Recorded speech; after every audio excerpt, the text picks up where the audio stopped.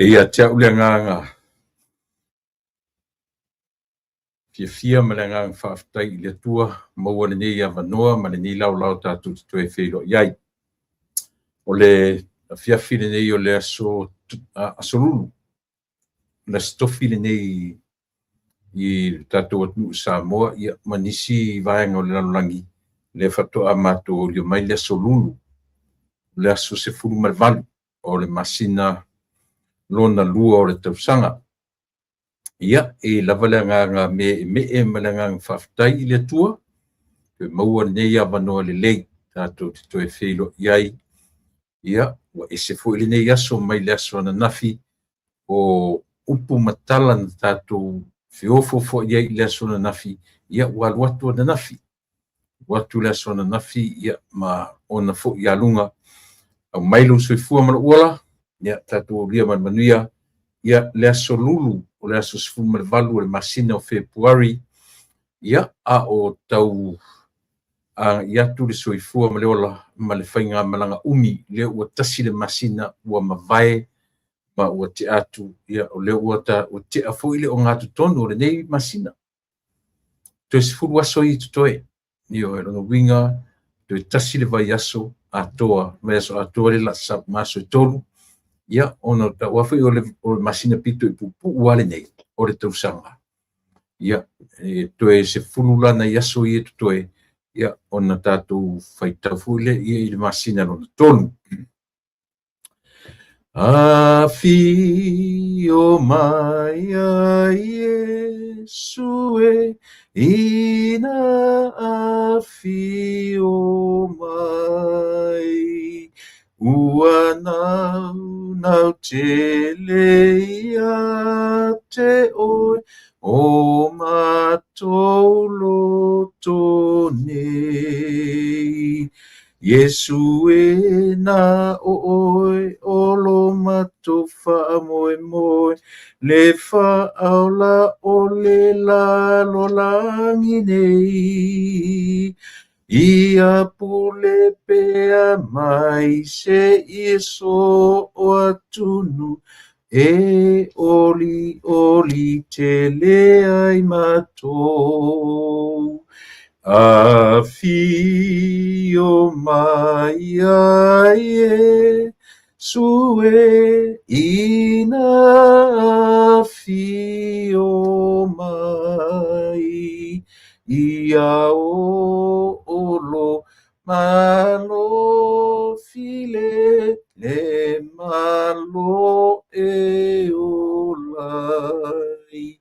Yesu na oi olo matou wha moe moe, le wha aula o le la no langi nei.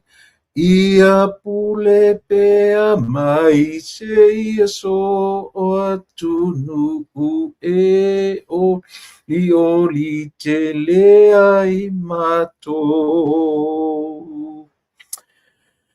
Whaftai te lele atua lo mātou tamā I lo wanga lelei whasoa, o lo wanga lelei whaiwhaitea, malo pule, whaftai mo le nei aso fou, whapopo I whaitawina aso lo mātou wola. Whaftai le ola ma le malosi tulu, whaftai I le ola maloloina, maua o mātou tangata. Mātou whaitawina fo I le nei tūla lo mātou iai o whamanuianga. A o whaapopo lo mātou wola, whaftai tele lo mātou atua, whaftai I lau leo leonga le mawai I lo mātou whafo ma lo mātou whale. Whia ngai ma ngā ruenga o le nei aso le usupo ma le tue taliu atu I maota malawa. O mātou whanau I leo atu ma fo I mai whale a onga. Whaftai I le whaolatanga na saunia mo I mātou tamai. Ala le maliu ma le tue tū lo mātou li whaola. Mai mātou te talo le nei a fiafi. Ta pena foi fe au mga lunga masani. Ia, wala au I loa nganga pa ia tauturuaina, le tautua ma le au unanga whaiwhaipea. Ala wala leo le siufonga le tai a fau. Ia mawhai una whaamanieina se loto, se mafufau se angang. ia whapea foi on whamanueina lo tangata I le whaita watu I o lātou tusinga ma lātou whamanuia. Io e tamai e whamanuia le loto ina ua whaita watu ma ofo mai ia lātou tāro sanga ma whamanuianga whapea nā foi tamai e whamanuia ia I lātou umala. O le tatalo o a mea mātou se ma whaale tonu ai. E le ai se teimi e ato ai lo mātou vai ma le ato to whamangalo I mātou umare toto pa I o eke viso. Le li I ma lo mātou whaala o le mwala au ai. Amen.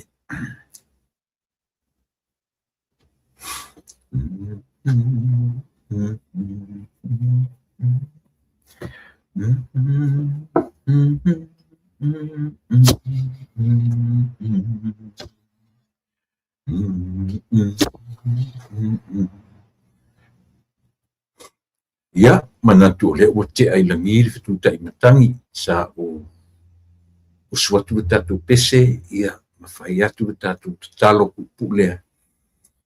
E awa ino tatu whaamua le vi inga o lo tatu matai. Yo he, o le whea lawa le mea nga I aile sui fuanga mleola. O le hafo le tatu nunga le tangata. Yo he, po whea fui le mea te mafutai. O le mea tā ua o lo tātou iloa le au le whaamua o na avi iai. Ia pi o le amtanga lava leo tātou por kalame ma le tātou o nanga iaso te tasi o le vaiaso. Ina ia o ta e mo.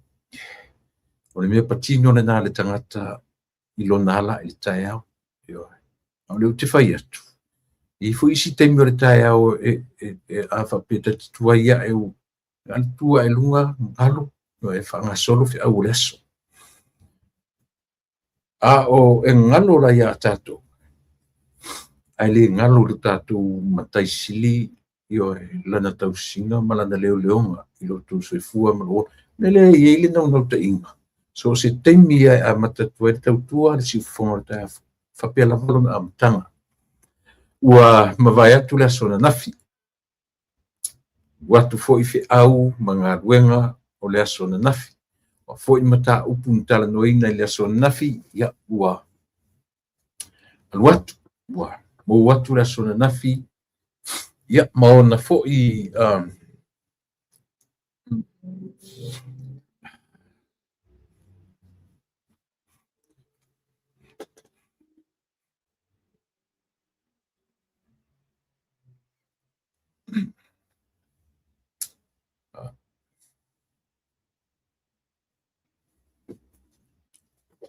o mata upu sa tatu tanoina I le asona nafi, sa tatu talie, matato ioe. Fasoa I mata upu ese, ia. Mo fu isiava noa I le mapo kalame ma le tamaitai o mawhanue le asona nafi. O nei, ia, o le tatu po kalame.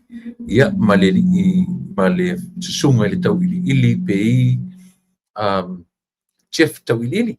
Se teimila o momua, ia o le afa tau ina toi foi ia le tautua ma le ono ia ma le foi ia lo le atunu fataro fatu ia tasi fataro fatu sei auche a fotuali o lo o mafuta mai fea ia le na fataro fatu foi ia le uso tia o kene fatilua taro foso ma lo le mafuta mai le vai ngau le tautua ma le nanga I le fa lili ma lo se foi lo sumo tu le epa manuia le por kalame fatalo fatu foi ia I le tele tatu fai ona mafta mai le nei teimi tunu mafono e lia matai o le paanga masani ia papena foi fatalo fatu ia soi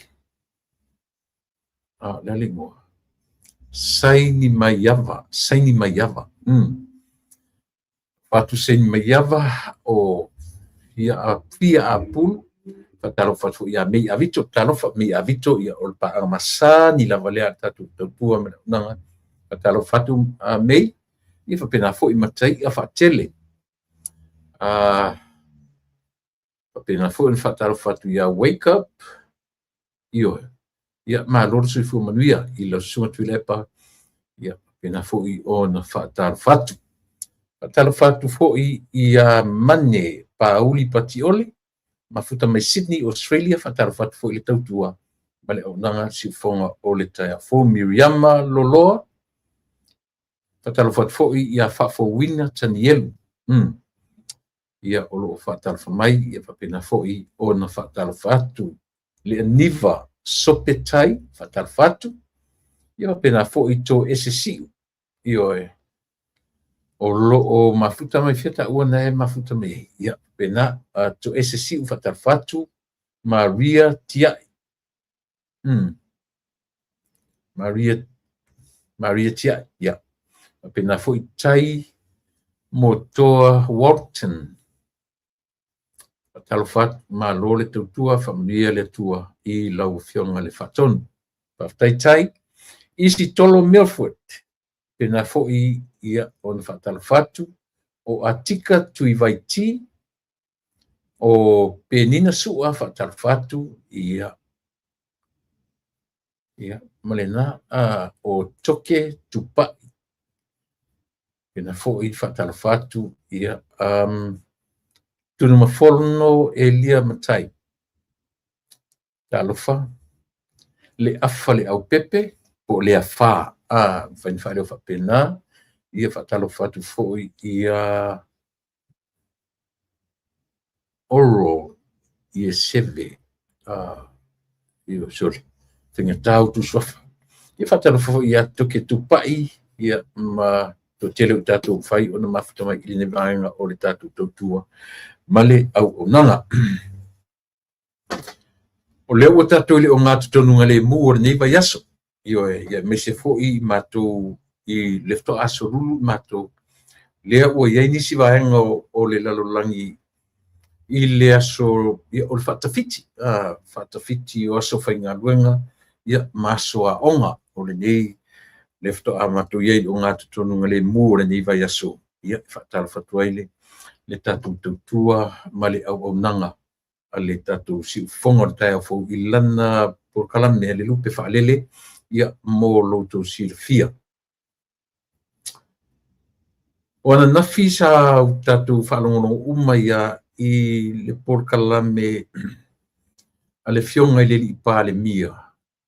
Ia ma le autu stala. Ia te le fuiana I mata upu.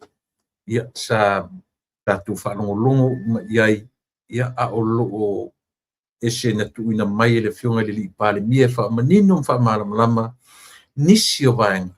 Ia wha pe foi no tu fasili le miri ana tō.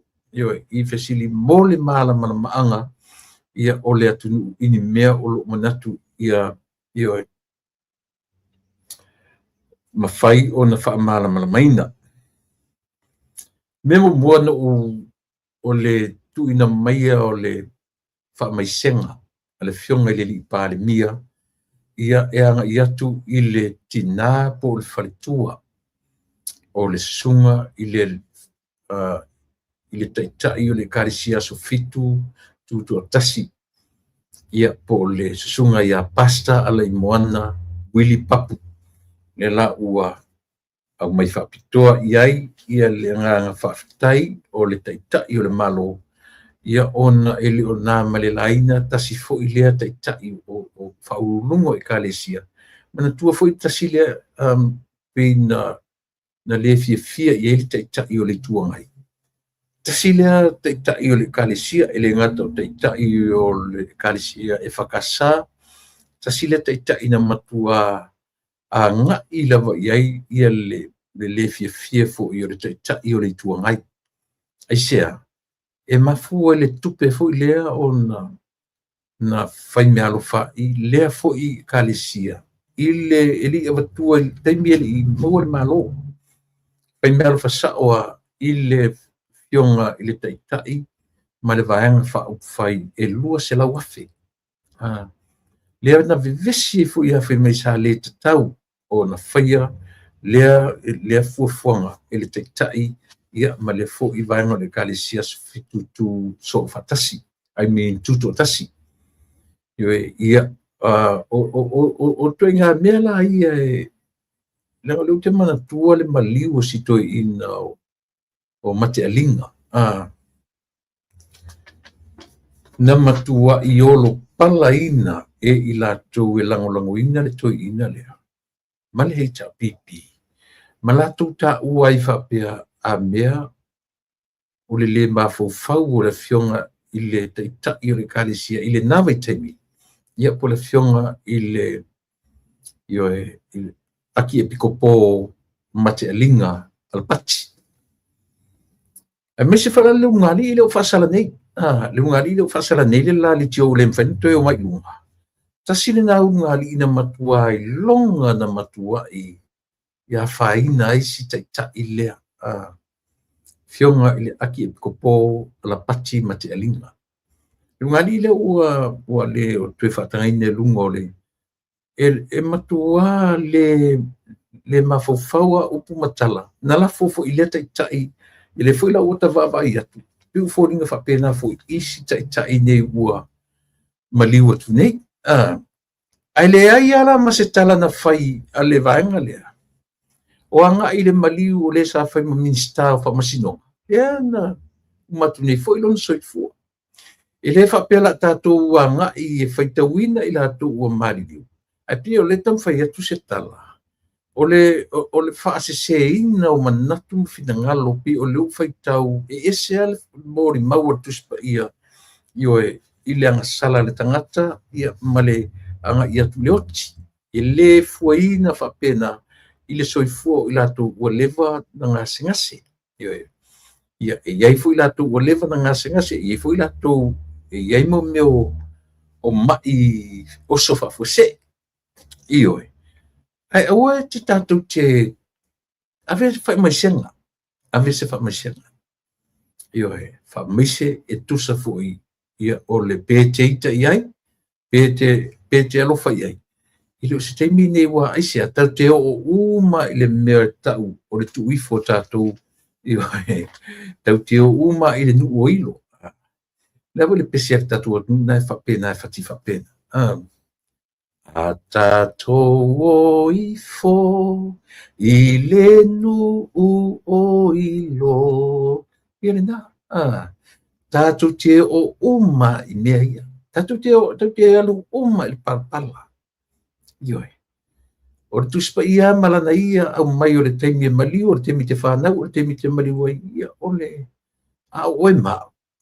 A o mai lor teimi o le wala au le atua ia tātou. Tātou i loa ona ave le whamesena. No matter what. Ioi.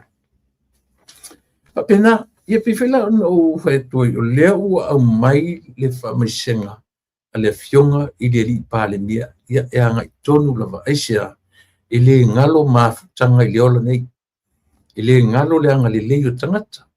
Ioi, pe anga le anga, pe tau wha le anga, pe tau lama lama. Ioi. Ia e whapena lava ia le langona. E au pea o nau tātou tau whai langona Samoa. Le tā ua o le tātou pātangata. Io e o le tātou pātangata. Tusa lava pe iai fe ese inga. A o le pātangata le Samoa. Tātou te loai o nau tātou whai atu tālo whai. Ia na tātou whetūtua i lawe leo la nei, ia o mei ale teimi, ia whamisi atu le tua vai esere mana ia. Esere mana ia.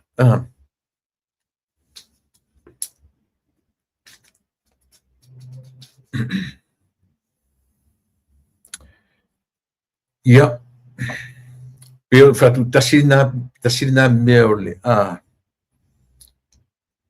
o le talanoanga. Tele ni mata upu o le talanoanga, na nafi ala fionga le li pale mia a pino fatu li tele so temi ia o te matamatai ma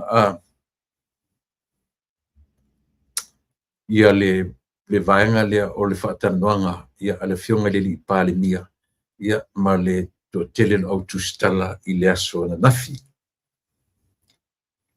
o le anga i o le malo i fatino ina o ana mo mea tau watina o ngā luenga na pina fuafua mai fo i whainga malo o te atu.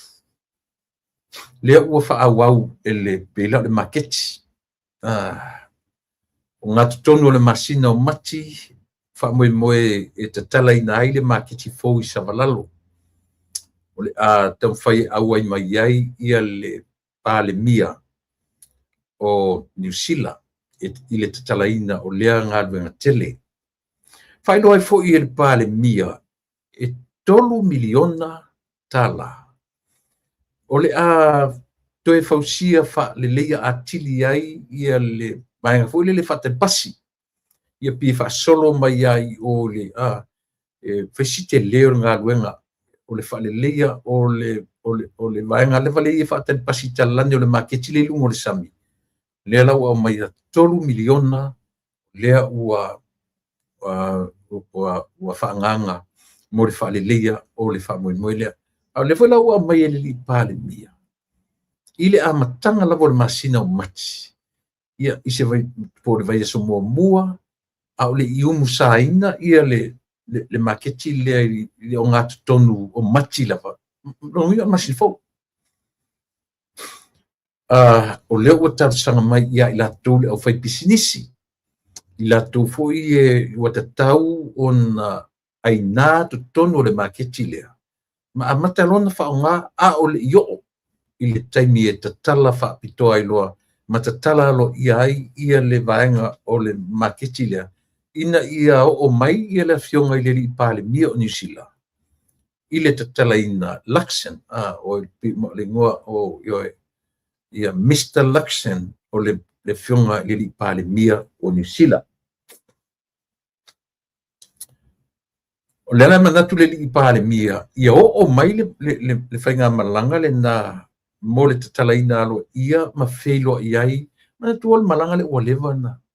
Den la tuale pāle mia samu. Mai lang singa mai. Ina la tulo whamatala o le le teimi malanga tuai e toe fia whelo I atu.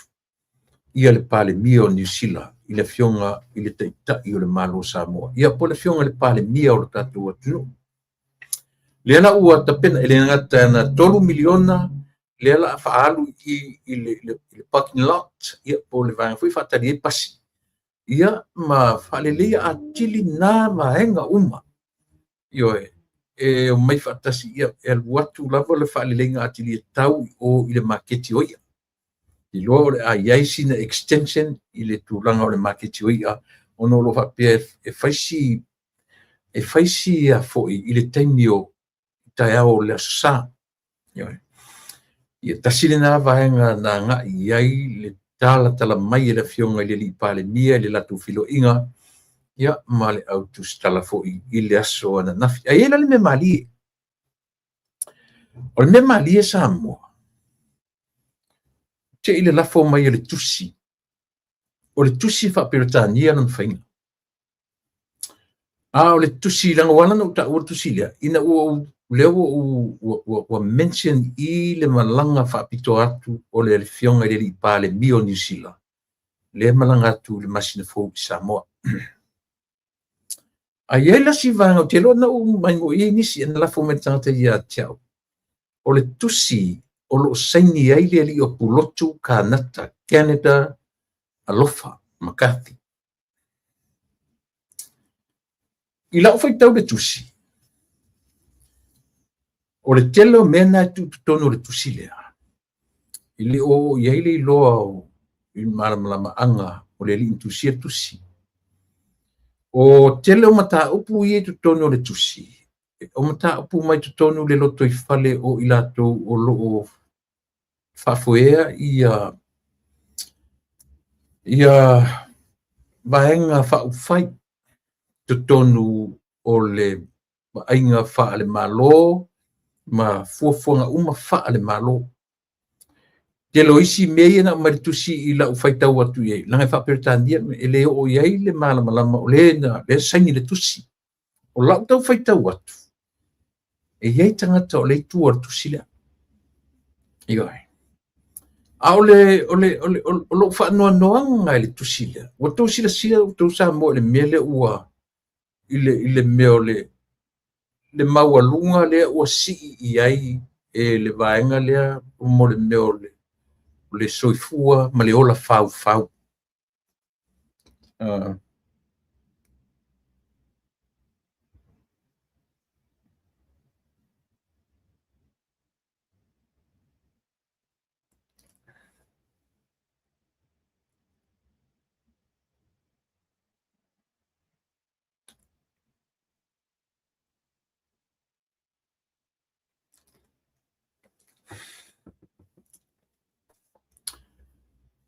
E matautia su tau fai tu su e tu le tusi ina ia mafai o tau fai pe fa la wat o lo maia i le ngana Peritania o lota fa noa noa ia io i le fai tau atu le tusi o le la utanga fa la pena o le paka la fa muri mulia de le pena tu fa lo mai.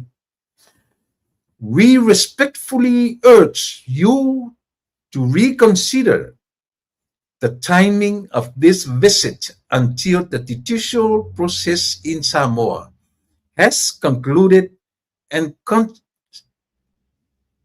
constitutional concerns are addressed. Fai unga na tusila. Tusala ua tama fai no fom fatonu watu le fionga le li pare mia e toe reconsider langa trip la tu Samoa. Ioe.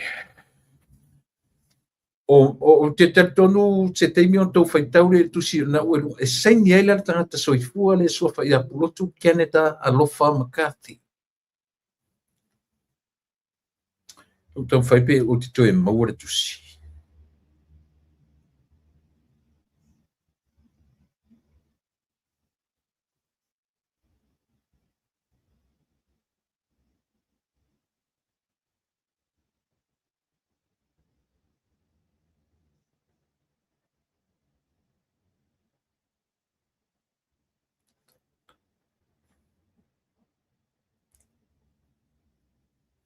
Sai masih tau fai lo telefon.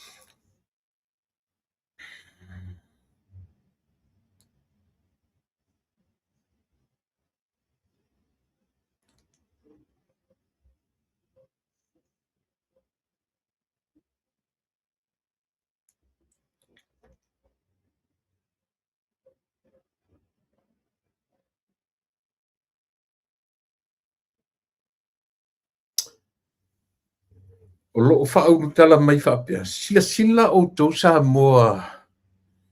I le lenga e o tangata. Ioe. It's an open letter to Prime Minister Luxon on Samoa and the rule of law. Pio nai o le headinga o mai ai. Ioe. Le la tau whai pe whai tau atulanga e a mai lenga ngana whaperetani. Ia le tusi a le li upulotu. Honorable Christopher Luxon, Prime Minister of New Zealand, re-proposed a visit to Samoa. Le afoi. Malanga la lea ta pena to le fionga le I pale mia o le malo New Zealand. Rule of law and covenants concerns. O to whaafonga mai concerns le tamalo. Prime Minister, New Zealand's relationship with Samoa is historic, close, and deeply valued.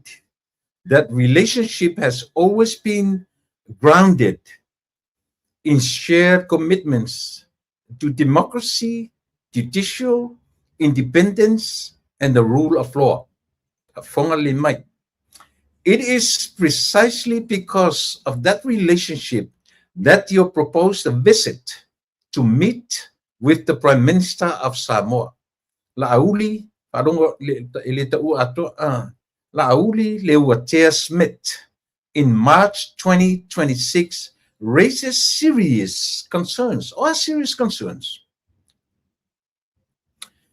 The Samoan Prime Minister is currently awaiting the outcome of criminal proceeding involving serious charges before the courts. At the same time, there are credible public concerns regarding executive appointments made outside established constitutional or statutory due process, including the appointment of the new Attorney General and installation of district committee leadership, reportedly including individuals recently convicted by the courts and many more. These issues are not political disputes. They go to the heart of constitutional covenants. Why this matters? New Zealand has consistently positioned itself as a regional champion of, first, judicial independence, second, separation of powers, third, anti-corruption standards, fourth, transparent public appointments, and a fifth bullet, respect for due process. These principles are not aspirational. They are embedded in the Commonwealth Charter, commitments to democracy and rule of law, the United Nations Convention Against Corruption, long-standing Pacific Islands Forum covenants standards, New Zealand's own foreign policy framework, embracing accountable institutions. An official visit at a time when a sitting prime minister faces bending criminal risk, creating the perception, whether intended or not, that New Zealand is prepared to overlook unresolved the rule of law issues in favor of diplomatic convenience. Perception matters in constitutional democracies. Legitimacy matters in the Pacific. The risk to New Zealand's credibility. If the visit proceeds, if the visit proceeds before the conclusion of the criminal process, first bullet says it may be interpreted as tacit political endorsement of executive conduct currently under judicial scrutiny. It risks undermining confidence in judicial independence in Samoa. Third one, it weakens New Zealand's moral authority when advocating for covenants reforms elsewhere in the region. It places New Zealand diplomatically at risk should adverse finding emerge. New Zealand has historically exercised quiet but principled leadership in the Pacific. That leadership is strongest when it is anchored in consistent standards, not selective ones. Ia, alwalwa ya arifai ungalen watua nei. Saufa upunga. Prime Minister, New Zealand's standing in the Pacific is built not only on aid and diplomacy, but on consistency. When covenant standards are tested, silence or symbolism carries weight. At this critical juncture, Leadership requires clarity. We respectfully urge you, Mr. Prime Minister, to reconsider the timing of this visit until the judicial process in Samoa has concluded and constitutional concerns are addressed. New Zealand's credibility and the integrity of regional democratic norms depend on it. Sincerely, Pulotu Sala, Canada. Yeah, or to see the war. Wow, it's all over.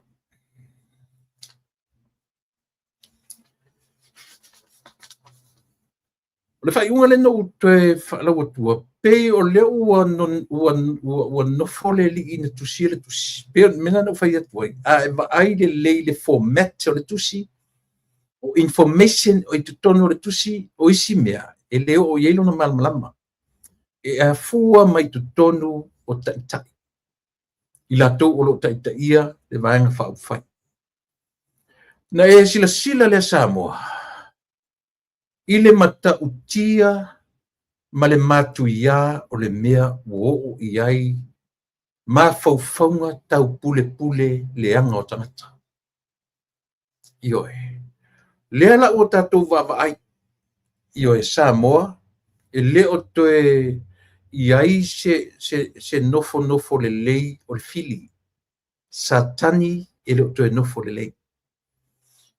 O satani ioe. O satani e le toe nofo le lei. O a whapeo naua ia te oere kopi tusi le, no tō whaitau le iai, no tō tatunela utala le whai atu. I lau lea whaitau. I lau lea ai information o lo whaonga le tusi. O lona leanga. O ai le tangata le ua nofoi matusi i le palemi. It's an open letter. O ai le tangata ua nofoi matusi i le taita i o le malo New Zealand. O tau sila tātou Samoa iai ile mo le mea o le tangata ua le ngae e. Kou sila ka ko ia mo le mea o le loko ua mumu sae le mea o le leanga. Ioe. O sila tātou Samoa ile tūlanga ua whaia e nei tangata. An mele no whai tuai. Ua tatau na toso tu i Samoa tangata nei. Ioe. Aisia. Tusa leo ua nofo le tangata, the unknown person. Tusi i le pale mea o le malo o New Zealand. E vava ai e iai mea lai Samoa, e ta tauna toi reconsider lau trip, lau malanga i Samoa. Se ia mautu ma au mai whai unga o whamasinonga. O lo o mōli ai le fionga i le li pare mia. Le no te whaitau whalu atu le ngan Britannia. Ioe. To reconsider the timing of this visit until the judicial process in Samoa has concluded and constitutional concerns are addressed. O tō whaalongolongo la o tō Samoa. O tō sila la tātou Samoa. Ile mata utia o mea o iei. Ioe. E mata utia Samoa. Mata utia. E mata utia mo mea tau pulenga leanga. Aisia. Langa foi lo whaalongo la anga iatu le pale mia o New Zealand. Anga iatu le pale mia o Australia. Anga iatu tai o le UNDP, anga iatu ia le director, o le WHO. Anga iatu tai o isi malo, sila tātou Samoa iai. Wa le ma nofo le le iai le meo le loto wa le anga tele. Eoe. Matautia. O le matua i matautia lava. O faitau, tiro tu i fai, o mainga o le foi, i le, o mainga o le tusi. oka e sole. Oka e sole. A oi loe pulotu. O tai o malo. E te alatu mau information ia. Malama lele ia le tai o New Zealand. O tai o malo. E malama lele le vano nofo me o tai ma isi tai o me nei o whainga malo. Ai vai le wae nofo ma e le ma fau. O te tusi ai i le tai o le malo New Zealand. Se o tatou mata to Samoa. I le mea ua le ai se laina tosi e ngata ai le tangata ma le tangata e tala whiangai o na tala noa ia.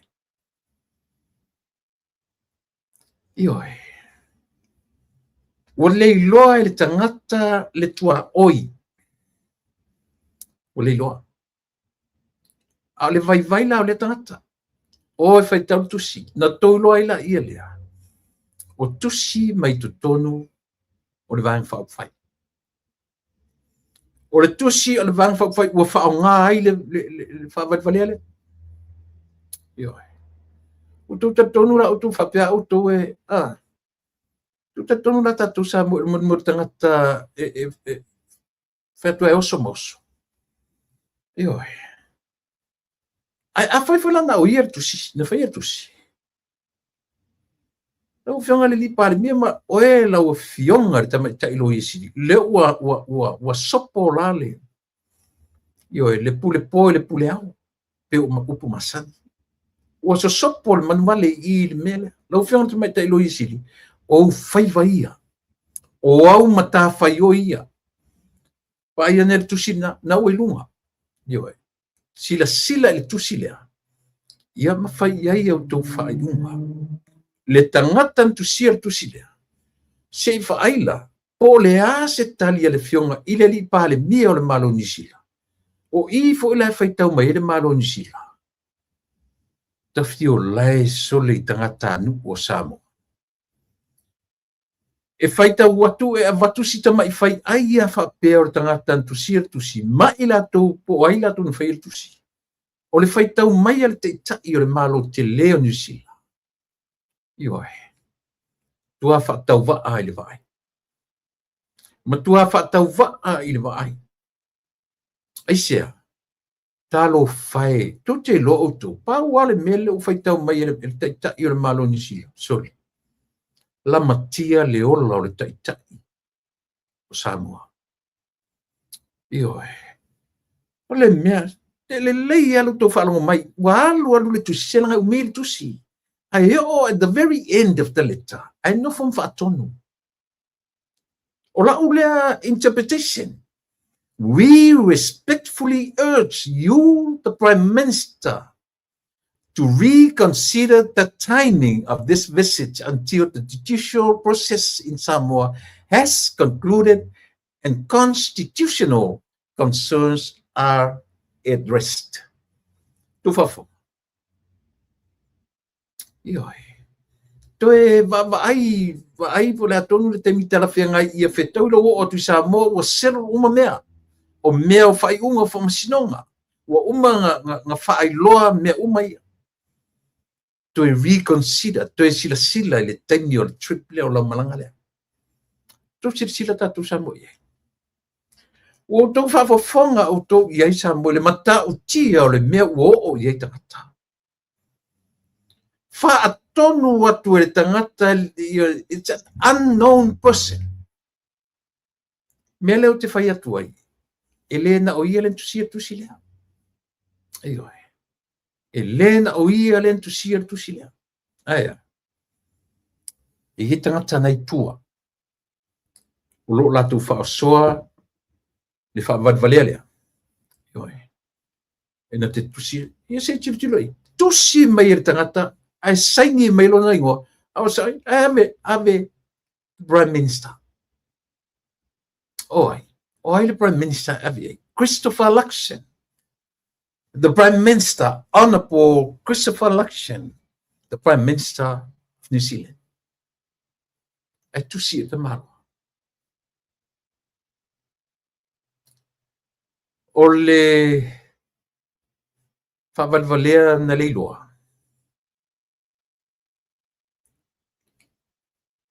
Wa maua le lei. Wai maua le lei. Ioi. Le leipe ale o whaonganga e ta mālora tu si le whataele. Ioi. Le leipe ale o whaongaina le ta mālora le tusi lea. I le whataele. Ioi. Samoa le atunu. Talo fai le whainga malo. Talo fai le fionga le li pale mia. Mana na whainga malo. Wa vai le maua lunga o iei le ola fau. Sila tatu Samoa le maua lunga o iei le soifua ola fau o tangata nei. Feita i le li pale mia mana na whainga malo. Ai o i whaatonu le pale mia o New Zealand. Tiko sila kaku Samoa ia. Si kaku sila ta fe so le ngi me so le.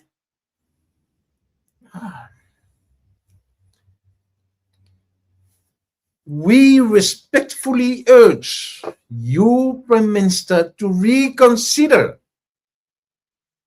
the timing of this visit until the judicial process in Samoa has concluded and constitutional concerns are addressed.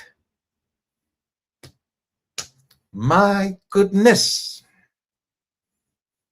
Yo. Wa maka uki au ngi ko inga whainga sole.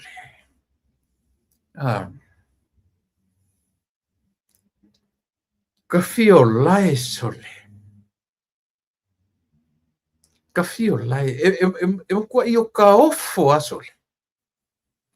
Ile maua lunga o le mea o iai leita. Ua mumu sai le loto ita. Te le lopo a isi si upu ilunga ato le meta o le isi si upu ilunga ato le loto le anga. Ua umata to upu.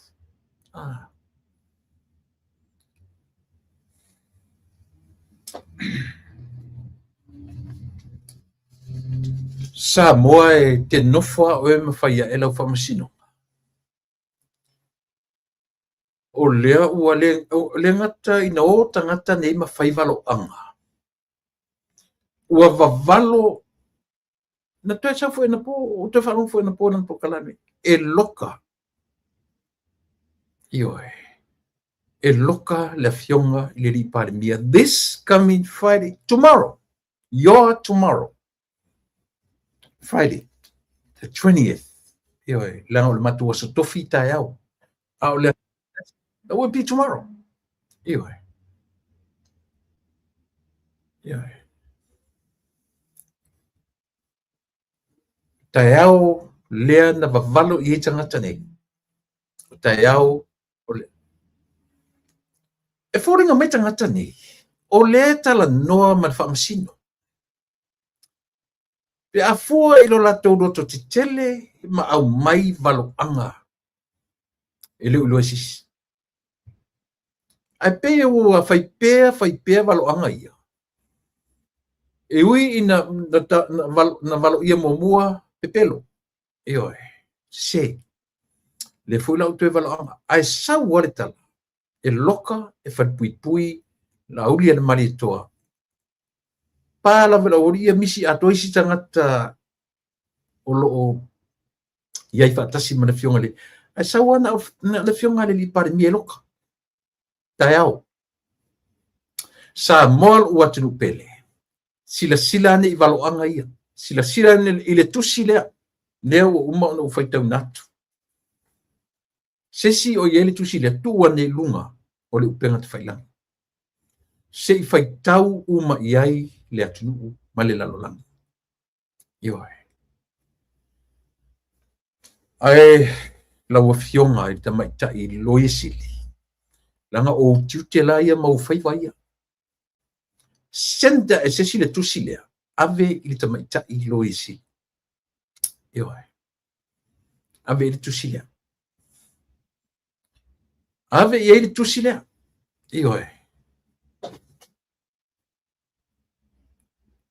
ave le tusi lea i le loi e sili se i ona tilo tonu tatou va ai tino sa moa i le matautia o le metau o le loto tingā ma le ita ua mumu saesai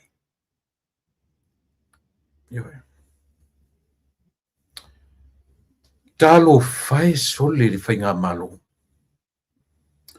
talo fae sole i le lipalemia ma lana kapeneta e fai atu ana i fainga o fainga lelei o fainga e ono si iti ai le nofo lelei o le atunu le tamao le la uto si le fia samo o ai tonu tangata ia o lo o afaina ai le nofo lelei o le atunu le tasi le pine fa a mau samo o le tusi le tasi le pine fa a mau tatu te loai o ai tonu tangata ia o lo fafatu mea leanga i to tonu o le atunu. This letter is one of them. Le tusi le umana ufana unatu.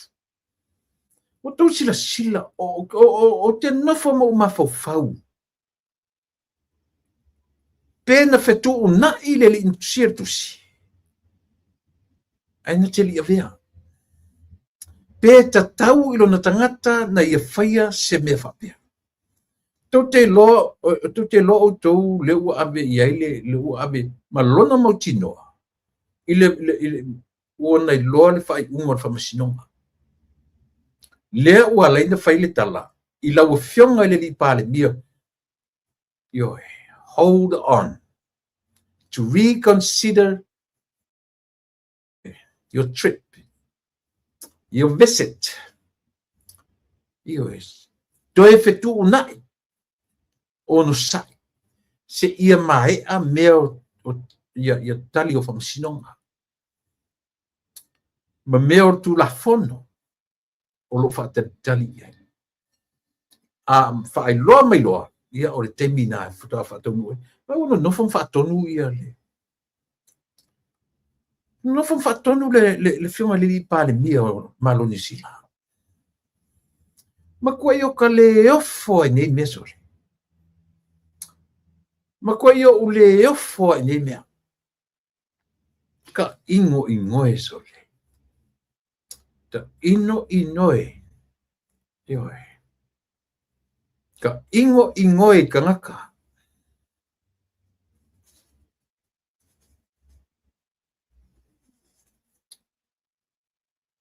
Ua matua le ilo loa, tua le mawhai e tangata ni. Latu te iloa, o le tele o le latu tau whale. O le maua lunga fo ilea o le sui o le malo Samoa. Mau ese ai. Ma le o lo taita ia le tua ngai. O ie mautino ai. Se fa ai tato. Alu le sieli i Australia, le leitio Australia. Nena matano tuena fi. Fola o le alu le malo Australia. E tau i le whainga malo Australia. Tau tua nā sila ane i latu o lai benefits. I o te le lopo la whamtalanga o matu i nei o tanta e ola le welfare. Te le lola pula le tau de autu i Australia. Lea ua alu, se vai, o mga whaakongu e kangaka le malo Australia. Ale ua alu le li le kusi lang kusi. E whaatonu pale mi o New Zealand.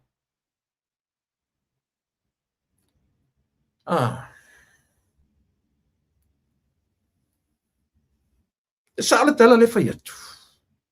Le o manalu le sieli i upo o le Australia. Oi le ngorta ata. Le ua alu i lona ita tele. I le tam whainga le tam whetua le wale le malo Samoa. Ale rualo kam whai whaakongu le malo Australia. E sila ane ia ila tu. Le ala o atu le malo e au e collect mai tupe. E le o atu o lau whaitalia. E le o atu e collect ni tupe tangata. O le malanga ale minsta male foi. Male Utah's members o le Utah's. E o atu e whaitalia le tangata. Ioe. E lane ia le tangata e whai whatau lana share. Ia le lawa umanga whaakongu e le ali. Ka tia e nunga lana tusi la alu e longo le malo Australia. I tau fin mele. Se sila tatu ia. A le wa saule ali tusi le pale mio New Zealand. E reconsider langa visit i Samoa. Next month. Samoa e le atunu. Lau fionga le li pale mia. Lau susunga. Lau fionga le tamai tailo i sili. You need to do something about these people before it's too late. Ya, o le ua tonu mai le tatu malo ne fiafi. Ya, fio meia lau fionga. Fio meia lau fionga i tapa au la la taua. Ai, karo. Ili, lau fionga i le Lola. Fionga i le suafa, lau fionga le matua. Ma lor fo lau manuia. Ma lor sui fu manuia. Ya, fio meia le tapu kalame.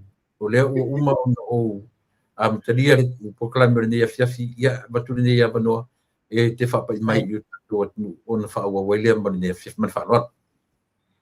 Ia, e kau kake kau whai paki pakia ne.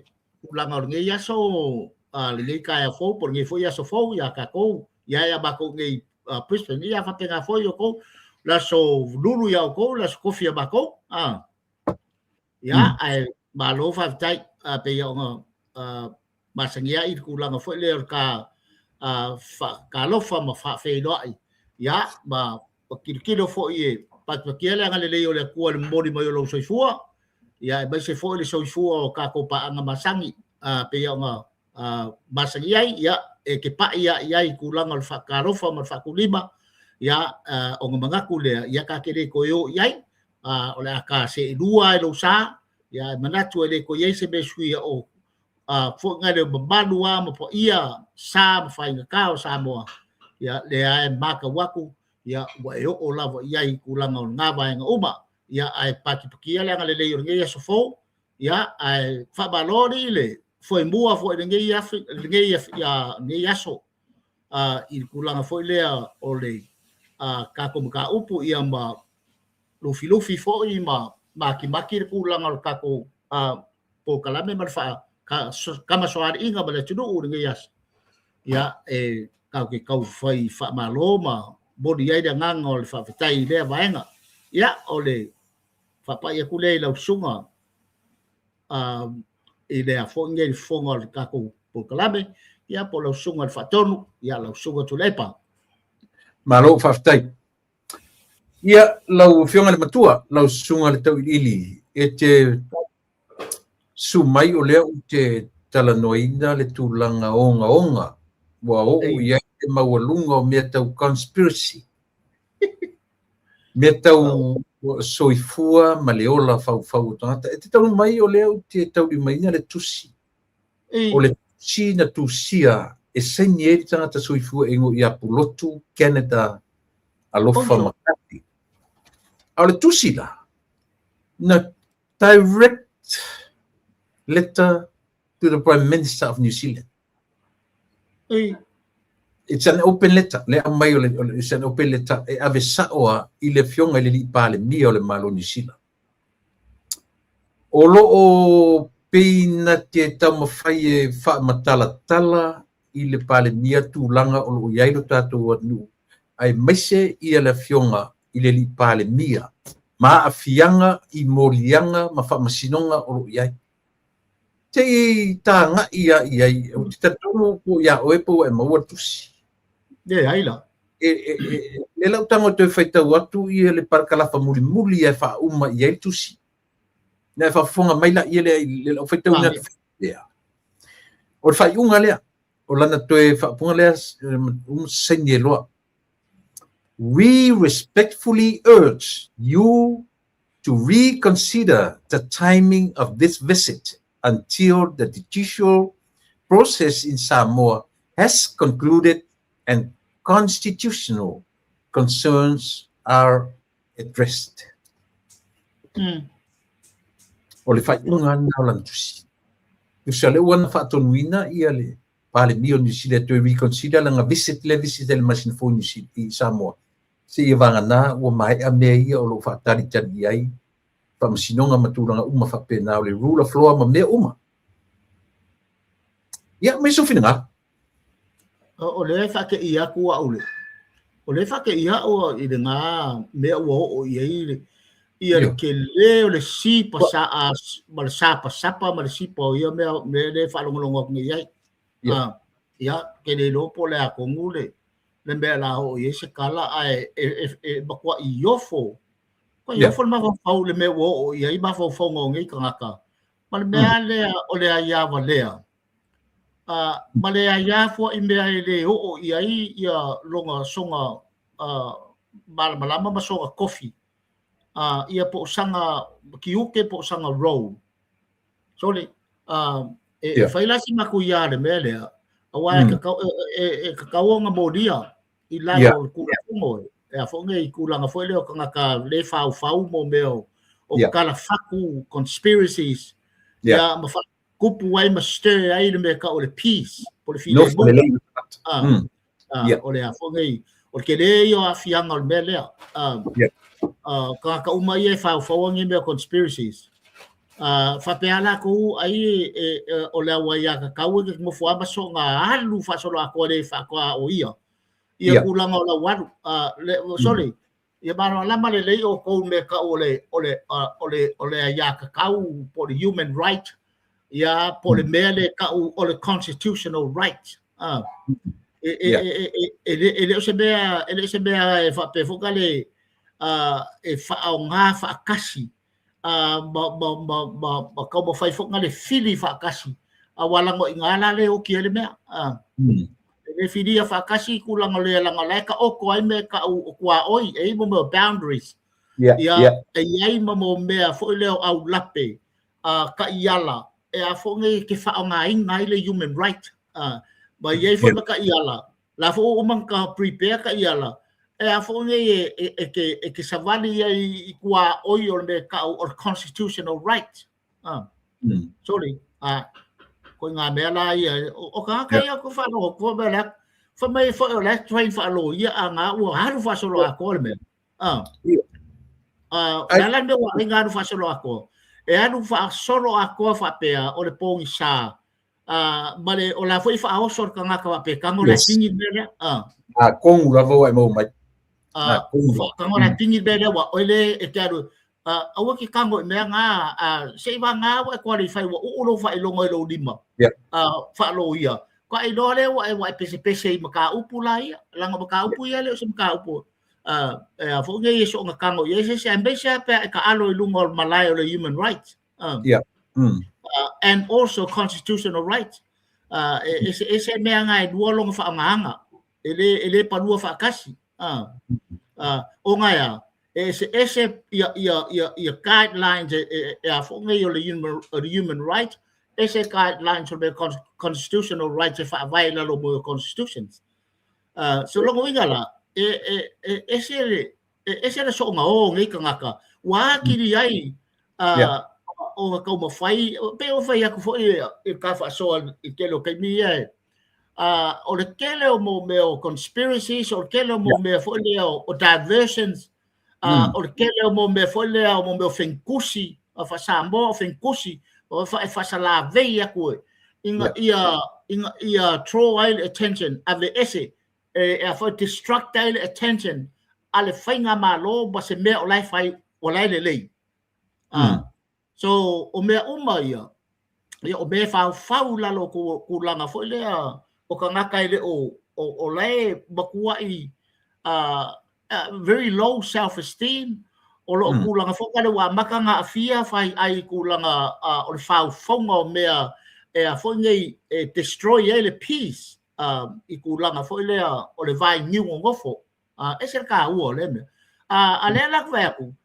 e pe ele hango ele o dile el fai maka longa e lo e ke le impact I kulanga me le ia e body mawinga me le ia ka penga me le lea le si kulea le malolo ka penga inga ia cater for the needs of our people ai le ia le wali le ia ko inga malanga vaenga le supportinga le negative narrative e a fongi onga le pia nga ka kala ngor ke lo kai so se kamaka lava wa afia me ka o mental health conditions kalanga e fai me so longo winga la ile aya mase a fo ngai ile aya mase se o le vaenga langa that's a nature of life so se kamaka ke fau me fa pea a fo ngai interrupt type distract type peace freedom o kamaka ora ko la mai le ve la lo fo ngai o mental health conditions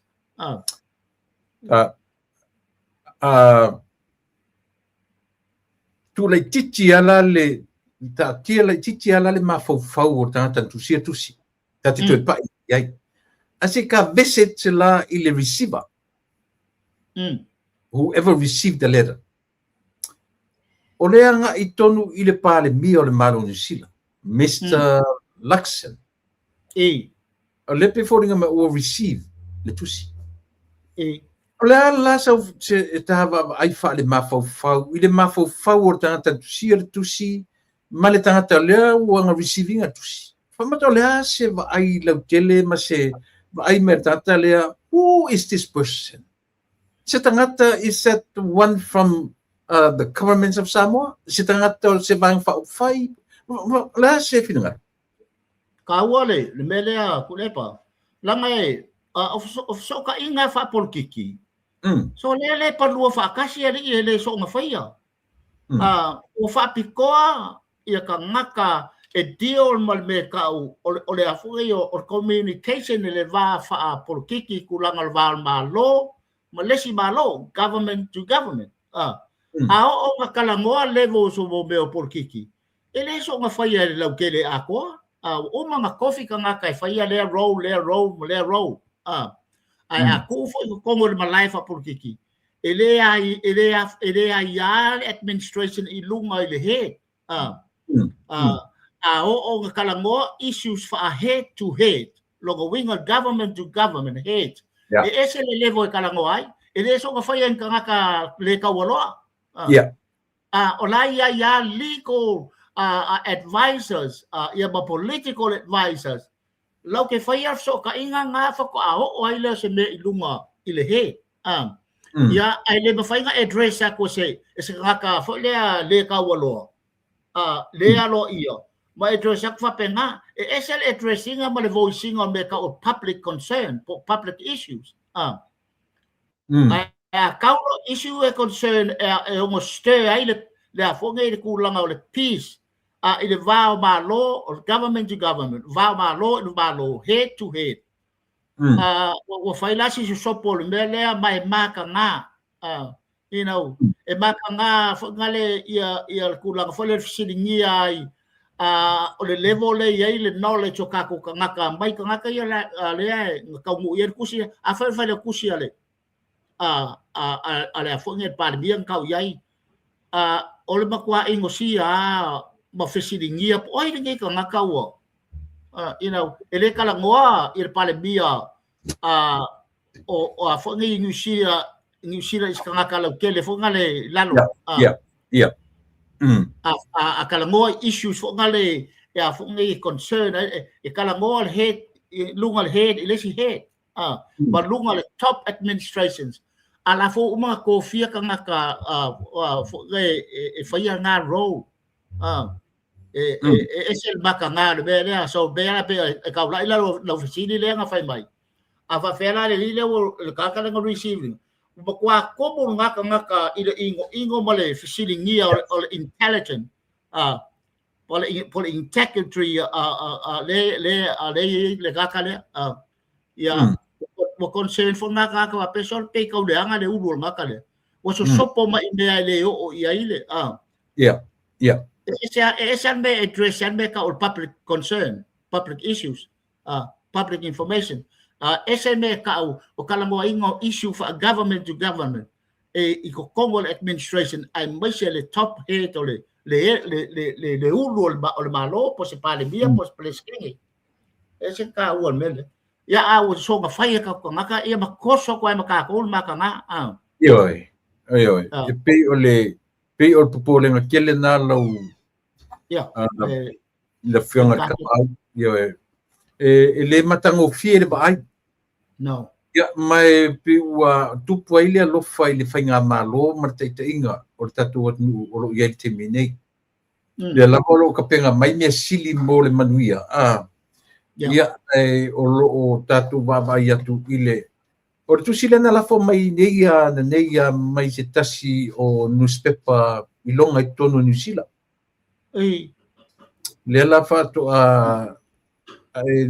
lela fato ai loi fesi umi or tusi fesi tele or tusi mai te telo le ia fa pung or tusi fa ele ngata tusi ma fo fonga ia o ma fo fonga o tangata e manino le lei ida fo i mo meu va fa malo ba malo ma kongo o ma fo fonga tangata le tusi so o tangata la len tusi na ona fo linga mai o ia tusi ala o tu ia lalo lo na ingoa eu baila le ai o se fai ai le o sai a toa ia lo na fu ne na lo ai a fai o nisi tangata na fiso ni me ia o ki ko ka sei ele sai ngia kus so yo I think kulai pa o le concern telele concern ai ya uia o kanga ka Samoa o le matai Samoa ma kilo i vaenga ia e kau ia singa malama fo i kulanga vaenga le ma le level e so ka ia porokiki so le o mo kwa concern ala ne mele wa pe wa ale wo i wa ngo o i le mea e le ka kau ngo o ia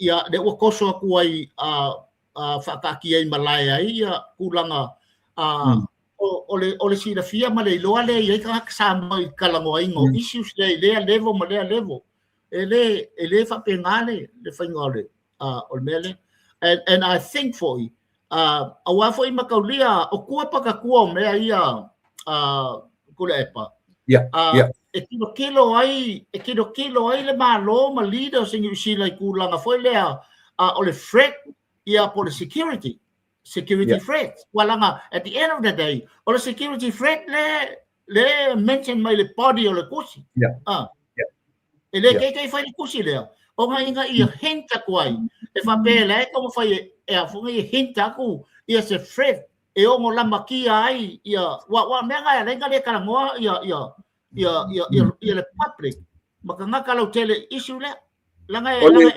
se molinga e me mali ngo fai kau ile status nga kala yang fai yang afi le center le fai langa fa pio po wa mo se kali o kusi le ba ku le tanga ile kusa le ala o mo kingo na mai langa status se fa kali le kus langa kusi nga ave ile pale mi o le malo ni sila la le sima ke le o mo fai mo kingo ai le ngata la i le usolia ai foi for langa al tangata foi na to foi tulangi le foi na te o mai ele fia i le vaenga o le malanga atu o le tamaitai Minstau tupe ma sui mai le Utah sa Samoa o ane tata mana o fatau ala to share mo valele ai manatu ra le uso le mai na ia o to Australia ia tau ia Australia atonu e tau fai ti lo mai tu lo Australia lo fa pela alu e contact le malo o tona e tau tu ana tangata e ola le mo le meo benefiti e te tau na watu benefits o le malo e ola ai le la mai le malo sa mo e collect ia tupe ia e foi e fai le vale ia mai so final fa le so ai fa le mafau ni fai ese ka wor mele pela esa oi kala o makua kawa sol makongu o me kongu ale ka o sanga vale fua ia o le nganga masangi ia e fai anga le pako me kongu ale ka o le kala ngoa le ka upu nga ke ele o malama po le kongu le angoa fale o me ngi ale a foi le au lale o felme nga kai ia me o ia langa fa la lave malanga kala ngoa wa sa nga le me le ma fa yo nga ke ia wa kala ngoa ma ngofo ma stir malanga se me fo ngale e a fo ngi fa ve vesie ma fo so o fa ve vesie ma fo e lo nga la o sa nga ka kala i le me la nga o ai fo ngale fa pe ai o la sa ale la fa ve vesie ma fo ngo ka nga ka le maka ai nga le fai kau le fai kio ai ya la me la fai fo nga o me an ma lo e fai a fa pe manga o ma lo investigate ia in issues fa pe ngai kulanga benefiki ma va nga kupe income ka that's a government for nga le business ele business nga le public mani le la suna tau lidi pe ole mele ka ki fai tu le atu le mawalungo le level le o ia mo me tau conspiracies oh yes le so fua fau vai wale lo tangata le va tangata le o me ilungo le level from the individual to the government le o fola le nali ia te utou e alu le government o stadia ale fo tu si foi le ali tu si sa o le pale mio ni si si le tati tala no ia la sunga e fengai ma meo tulang fa ma fa le loa le tangata fua tatau le limitation o le me ngatai ia lana tamoe ma le me ngatai ia ale o atumtumunga le o government of Australia le o ta i le malo o New Zealand ia kau kia o le vaenga le o le mele ka wai ka ko kala ngoa mo me conspiracies ai mese mo me ia o mo me o fenkusi po conspiracies fa por kiki o le impact a ko po le danger part o me piko silinga makuya o le afonga le afia o mafofonga malangonga o kangaka because that's exactly what happened going ameia pe a create me ka o emotional fongale fake conspiracies e afonga e fasa la veia se me o fai ai ye se fa vai ele o mau ni evidence ya mai le o se me fo ye o ye le kala ngoa le male ka ko uma ka oko yo ka ko fa singo manga I kulanga me dress ile me kulanga la issues fa le malo o government issues e kulanga kala ngoa o me anga kala ngoa lunga le level fa le malo ai fo se concern le malo af silingie fo ye malo se concern anga il meio de fico ga kanga ko ave fair well that's the government for gale responsibility fa ya menga ele va fa pe mai le ia le malo a me saula o e ka o mele o fai because e foi ko pa ka ko nga me wa ka nga e la ku mangi evidence le lei ia mangi kulanga wa body mawinga o lai e a fungi e mau ku mai ai ni mau e body mawinga nga me o le danger nga mele wa ka alo ai ka ko I fa so songa o longa ma fofonga e fa so ma ka fale le sikangaka I kulanga wanga ia nga o la leo ka ko me ka o ka inga ya o koso ko I male bea fa inga kai ku langa o tele isi mea ai mai sia a kalangoa I me ka o emotional impact I kako kangaka ole makua maku ya menga walanga a onga saure kala fo lea fo le se mea fau pos conspiracy usually akele isi kangaka they feel very emotional about it ia nga ke ia le wa avea ma mai fo ngale ma mea wa mafakia I longa mafau ma ngala ngonga ia ma ke ia le wa fo ngai wa fai ngai pe vai mangua ia se kulang o se fia se mea le va ai aku mo ni mau ngai ma ngai but and I think the emotional part I kulang o launga ruenga kilo in controlling or emotional kangaka.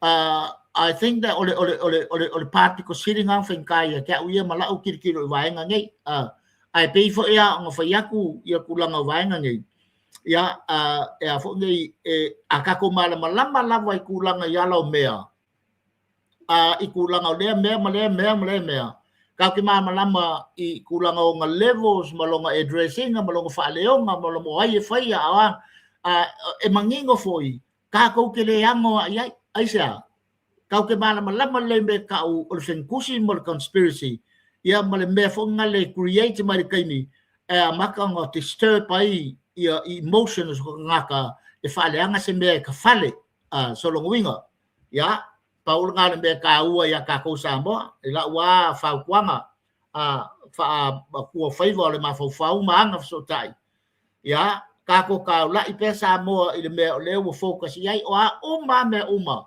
o lo kala ngo mai yai de kele o le au le ka o lo le ma ngofo mo mai fo ai fai mai ngai be ya o me ai manga o fo ngale ia distract ai ia de kulanga o le me le lei male male be le wa fo ngai wa ka penga le ma lo ma fo ngai fo leaders ngai vai kai ni mo ka ko kangaka awai ka ua ke le vaenga le ia ka ko malama le lei me fanga le ka mo fai ya maua va ngoa mo nga ia kua ia ku langa kalango inga o le ese senga o porokiki ala auli male fas male porokiki akula epa male HRPP once e mau loa ia ka ko malama I angwa fale nga lua nga porokiki o ngai mau ai le kali e mau ai foi mar kulanga ka ko mangaku ka ko ki kea pere kea awaya le o bangingo ka ko mangingo I le ese sengo por kiki e dua ka ua I vai ngale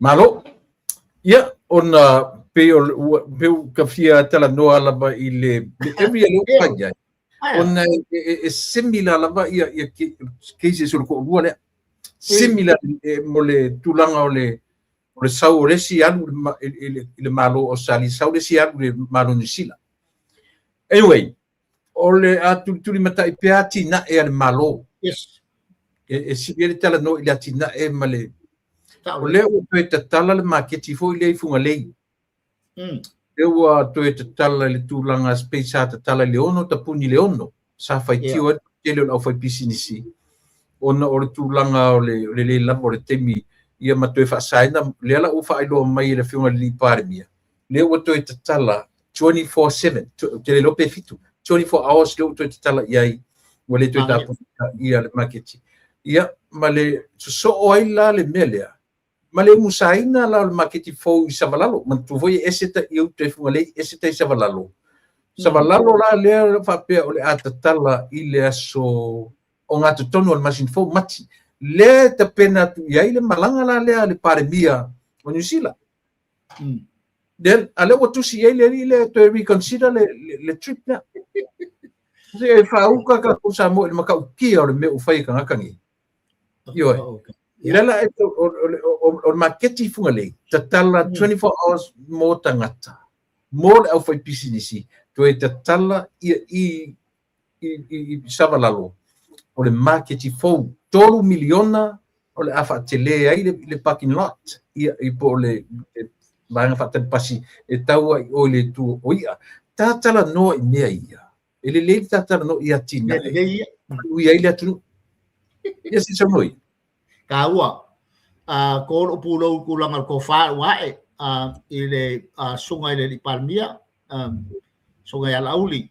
ya male ko fa fo wae kulanga kapingeka male fainga malo lang o mea ngai o isi part and parcel o kulanga o kako developing inga ia kilo inga ia manga ia ba kako mori mawinga me fou inga ia fa fi ai kako kulanga waenga ia ai e kasi ale me ka ua le te le nga fa mafa ila kalangoa o le fa fi fianga o kulanga kako kanga kai ko mo mori mai nga o le lako fia male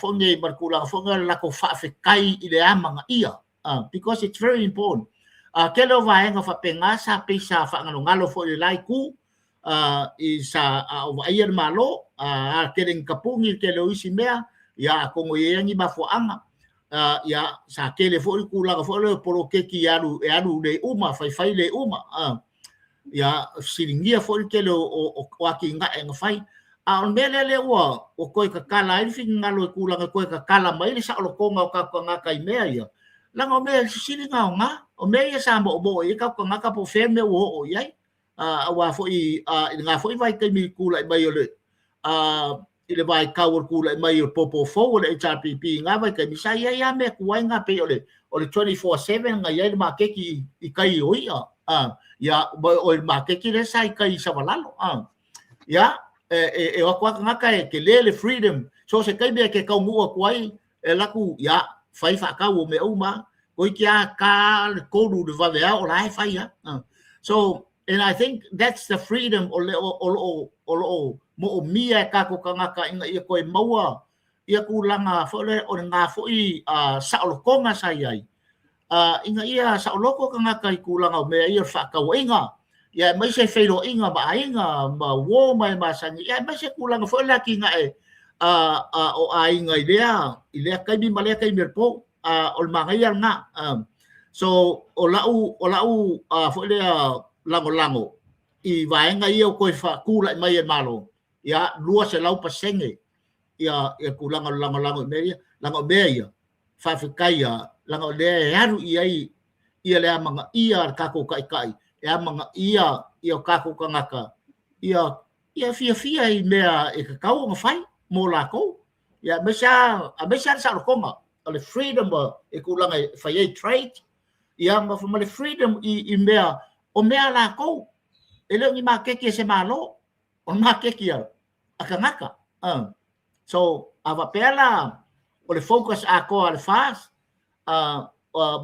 malanga polokiki ole afonga ole koi promoting ole beka ole salo konga ka ko kanga i le power male authority kulanga lau ke pule ala kombe wa ole makwa lua se lau lima sfulu lango le vaenga nga le focus langa ta fai agua fale a ko nga ole afonga ole polokiki la uli malanga vaenga malanga fainga malo ya malo papai ia o na pio le te fai atu tatitano lava o le vaenga o le development o isi se wolenta matani ele o longo le it doesn't sit well in me ele o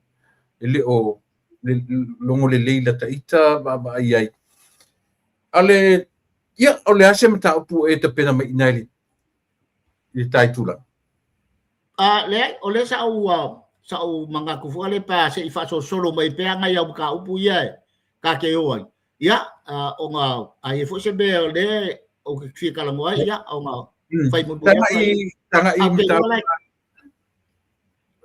e paule mele le to ia cha o le terminei o le tulanga o le pe wale sanga tonu ro ta mafau i tusi o le tele sa mta pu te to a maila le tamta pu ina ia ma o le fa mai senga le fionga le limpale miele na abili tai o le kalesia so fitu wa malo ata si foi le issue na leo tele ai le fionga tai o le tuangai ile lua se la wa felenga to nei tele ele tai ile le kalisia le ile banga fire fast 200,000 le foi lá na vesi foi le HPP me fe me le tau na fai ale tu lang fa pe le la ua ave ia ile fa me senga na maliu pe ma it was Tuesday, your Tuesday. Yeah. Mliwai ia le pastor Willie Papu. Papu, Tahu ko falonga ko yang po. Ya, orna. Ya, pero le olam tak muli na. Oh, baru fa vitai ya kaua. Ole sa o ale mea ia. Pe ang fa yaku. Ya, o alava mea ia pisa mai lesi ku o pola le moku mai kua.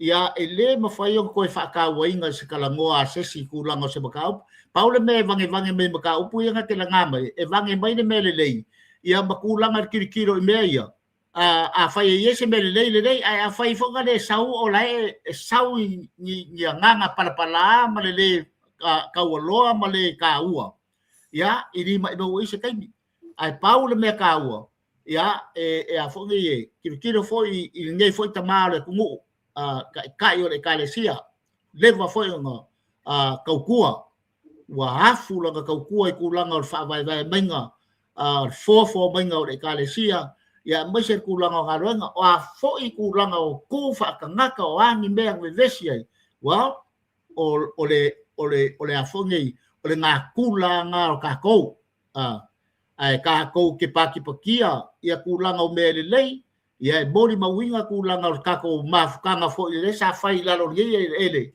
ia masingei fo ka mala tunu ua loa la ka kua mafu ile kulanga o le kalesia ia o ka kua sa fai man balo la sa fai la nga duenga ia wafu fo la ka kua le malo le lango inga o mele le la fo sa lango fo ile malo langa fo la ko fo kur ke mi kula mai o mea le leila mea ngā e ka kau ngā aru I aile kulanga o whakaua ia maru I kalangoa ai whawhikai ia paule mea ia ka whibala le whai ngā malanga ale kai o le kalesia ia maua pea songa manguia le o sanga o le kako kapa ausili I kulanga ia awa foi lang ngā duenga sa whai le kaukua le kalesia ia nganga o kako kangaka ia o le nganga le ai o ke fia o mele lei au ke le kalangoa I mea ia fai mai wa mai I fai ki onga I mea fo gale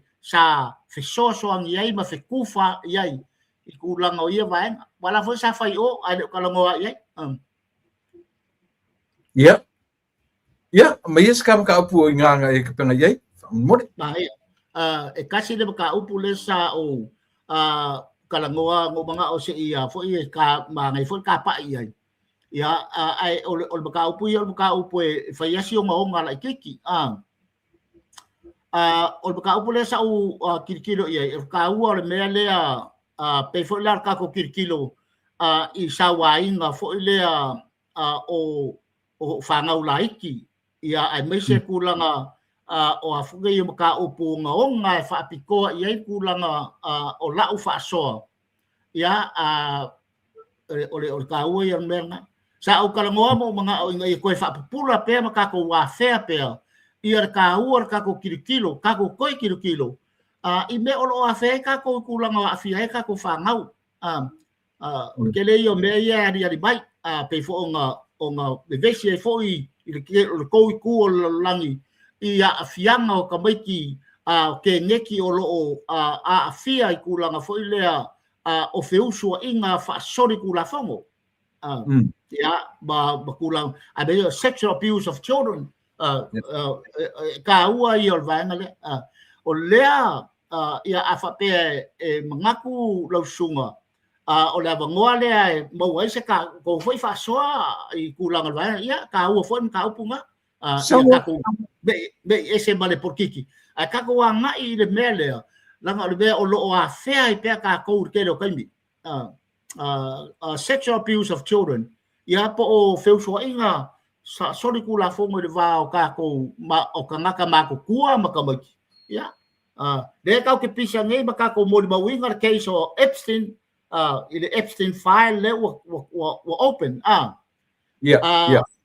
le ngala file o lo spell out mai ai ia le ke le ma le klopo fo le issue o lo afifi ko kongu i le afianga ka ko fanga u tarvau ai mai sia i tama tai kalvau i vai ngale alanga la ya afi ai makaka ma fanga fo le i lalo underage ai akako kilo ia ka koa ia Samoa o last week le nga fa pui e ka ma fo i o ka ko Samoa o ka ko ka ma di fo Samoa i ku langa lavo o me ngai o afonga sawanga maka nga mamaku ya ma sori kula fongo e fa kingo pe ka ko fanga o nga ngafi le sa o kalango ai le si case ya o kovo ya o le fasi o kinga o ko lua o le si finge o bawa ku fo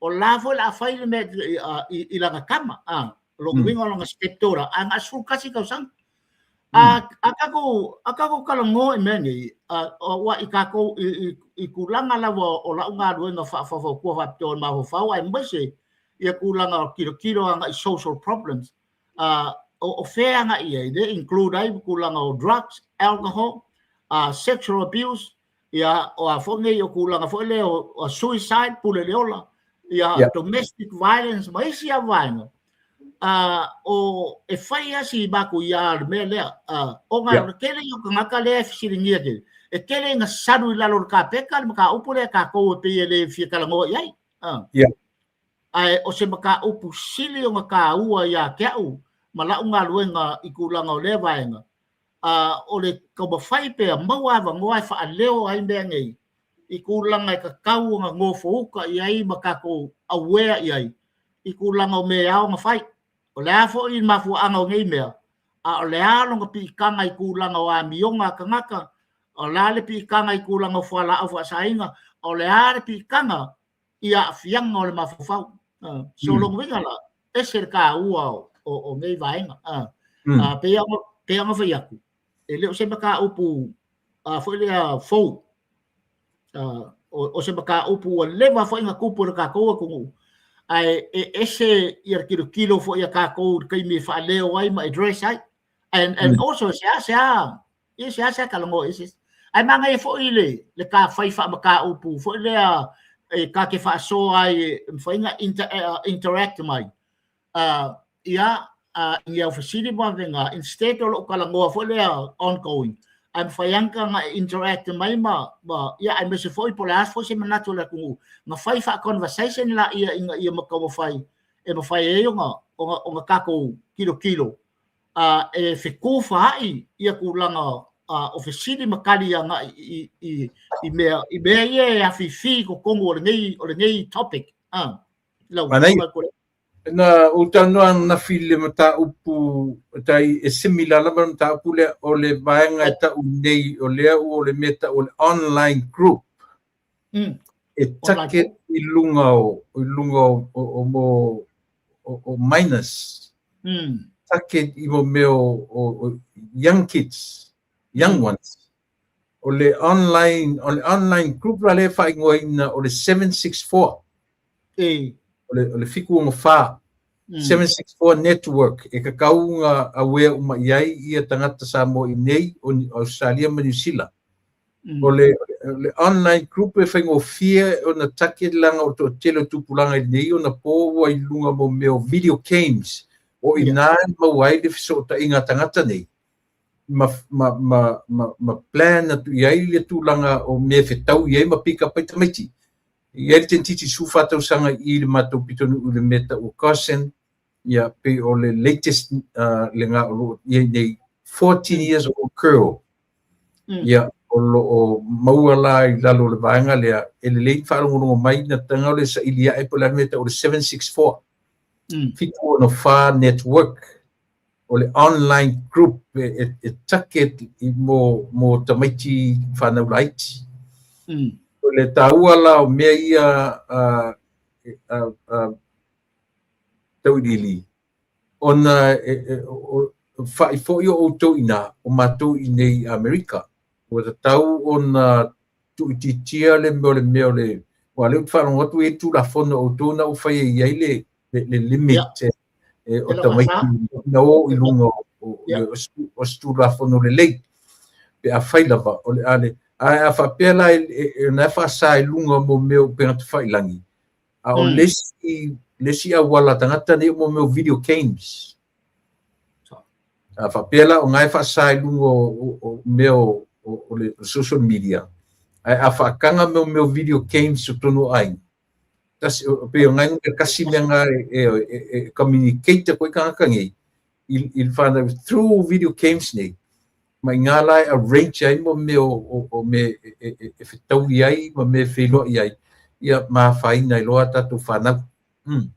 Mai and ole encouragement foi po ole lu ikau po se kulang o se fau kuanga I kelo o whainga malo i ngai askaria wa ye ya mako state ya mako skeke le wa fo ngai walu e kula fongo I kulanga fo le makwa fasainga ya kulanga fo le o foldinga I kulanga internet I le suluongo ngai lalo ya suluongo ngai lalo so longo wingala o le la monitor le lei kulanga nga vaenga sala fo kilo inga ia koe kilo I se mea ke wai wa kawanga ke wala foi pe ngai saunga e ia fo lesi avenue o nga ia like videos mai si vaenga so la lai como faila le kula fongo ke le stage ngai inga ia kilo inga ia la vea uma isi vaenga langa o pe ia o konga fiki ko kale maua ku lesi mea ai oso lesi mea I ngai foi vai kai mi wa mau lunga le technology I kulanga foi le o soka inga ngai vai kau ia e fai as fai ka mo monitor ai e paule me piko silon ka ua o ka ye vai ngane a fa pe ke o longo kasi umas ia state fo ngale so le ngaka ia o ko nga ngi ia mako ia wa le wa makamea ke le usi mako state le wa ia salo po fa state o mako le wa hadu le mele ia ka ba faia e kilo inga ia strict le afu ngai le access o committee measure under 16 nga I kulanga fo le o le internet ma Facebook social media ia mako le fo ia o ka ko ngai o ko kon folding or social media ka ke le yo ye pa wal mele o ka ko ngar Facebook male messenger ba ia pe ko ki nga ka nga ale ke le usingo ele ka mai si me ka ke le lo ele ye ku pulanga laiki ya nga fo idea e fin ka inga monitor nga fo le fin ka inga monitor fa ka wai la va nga le kulanga ole o le ngai va nga Paule be sa mga o inga ia fai ka ke fa so ai pe inga ia mori fo ngai fo ngai fai lo ilo ia ngongi manatu ka ko ku inga ia ngo foka ai mesha ngo foka bele o le va inga o ka ko fa ngawa ka ko miners le kele inga nga afia ku langa o fo ngai o sori nga ku la fongo po fiu so inga fa sori ku la fongo so ka ole vaenga le ia ma kai ku le ka ko because ole kele o kai mi ku le pa e usually ka ko ke shift le blame iles ka ngaka ai ole ka ko role as parents po ka ko elders ka ma ko ku o ka ko le ye control o ka ko le controlling ia le ku la ole situation ako inga ia avoid ai pe fa ki foi me ku pu ku langa o kangaka ia kau ke responsible right i ka ko wa pe e kangaka fonga le fa pe o le issue nga pe fa pikoa e kangaka fa pikoa e kalango e ma vai ia ke au ia i ku langa la unga ruenga fa ku le ai o nga ruenga nga o ka upunga o ka upa ka ko uma maka mai maka soska ka makua lava o le ai ola mai kongo lalo langi ngai o langa responsibility o le vai o minus o le vai o ka la iki ifo ia ngai that's your responsibility I live up for la responsibility if I got back po ka ka le o le me ka o le holistic responsibility lo winga o ai makua o langa role vai ka mai ia langa la so ponga o lo fa ai nga se fo ia iska ka makua whatever ai au mga o abuse ia pe fighting mea ongi winga fo le maka nga ia ate nga ka mo fai ka ngol ka upu le ka mo fai nga ia awangi ave maka upu fa pe se awal kala ke defi kala ngo nga mea nga ko kala ngo ia pe happen that's a wrong attitude or kako kala ngo ia fa ngai kako wa ngo kala ngo or creating a foi nga or awareness i kako responsibility fa mangaku kako responsibility wa pe nga onga foi ni onga ku lai mai pe le me ya kako se longa ku lai mai fa ko akala ngo ia aku lai mai foi ia pe wa fai ia wa pe fo gale fa ko a maua nga mangaku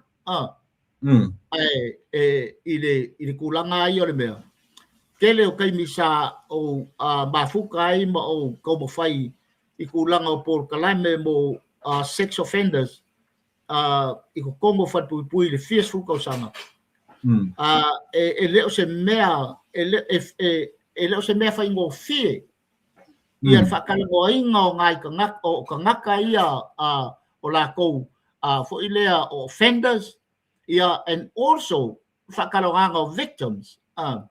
So if I lasi makuya, e ka kaun ka kumal malama lele le loko malaki nga malamakuya pe fai happen ia ke oi i ka ua men kako bafo kula i bafakia lai mafakia ai ia ngai kako fangau o lo sai kia i le trauma o kulanga o ia sa wanga ya o makako kilo le ia i kulanga le wanga le o wa akala ngo inga foi ia lo loko kulanga foi le o le cultural perspective ya po o kariko ngunga fa le ku i kulanga o le addressing po fa leo ingo le makaupu ya that's a big that's another issue altogether o le fire si finga ka o kalangoa and I ya ke ui o kulanga foi le i lau ngadwenga malau maka fa yoi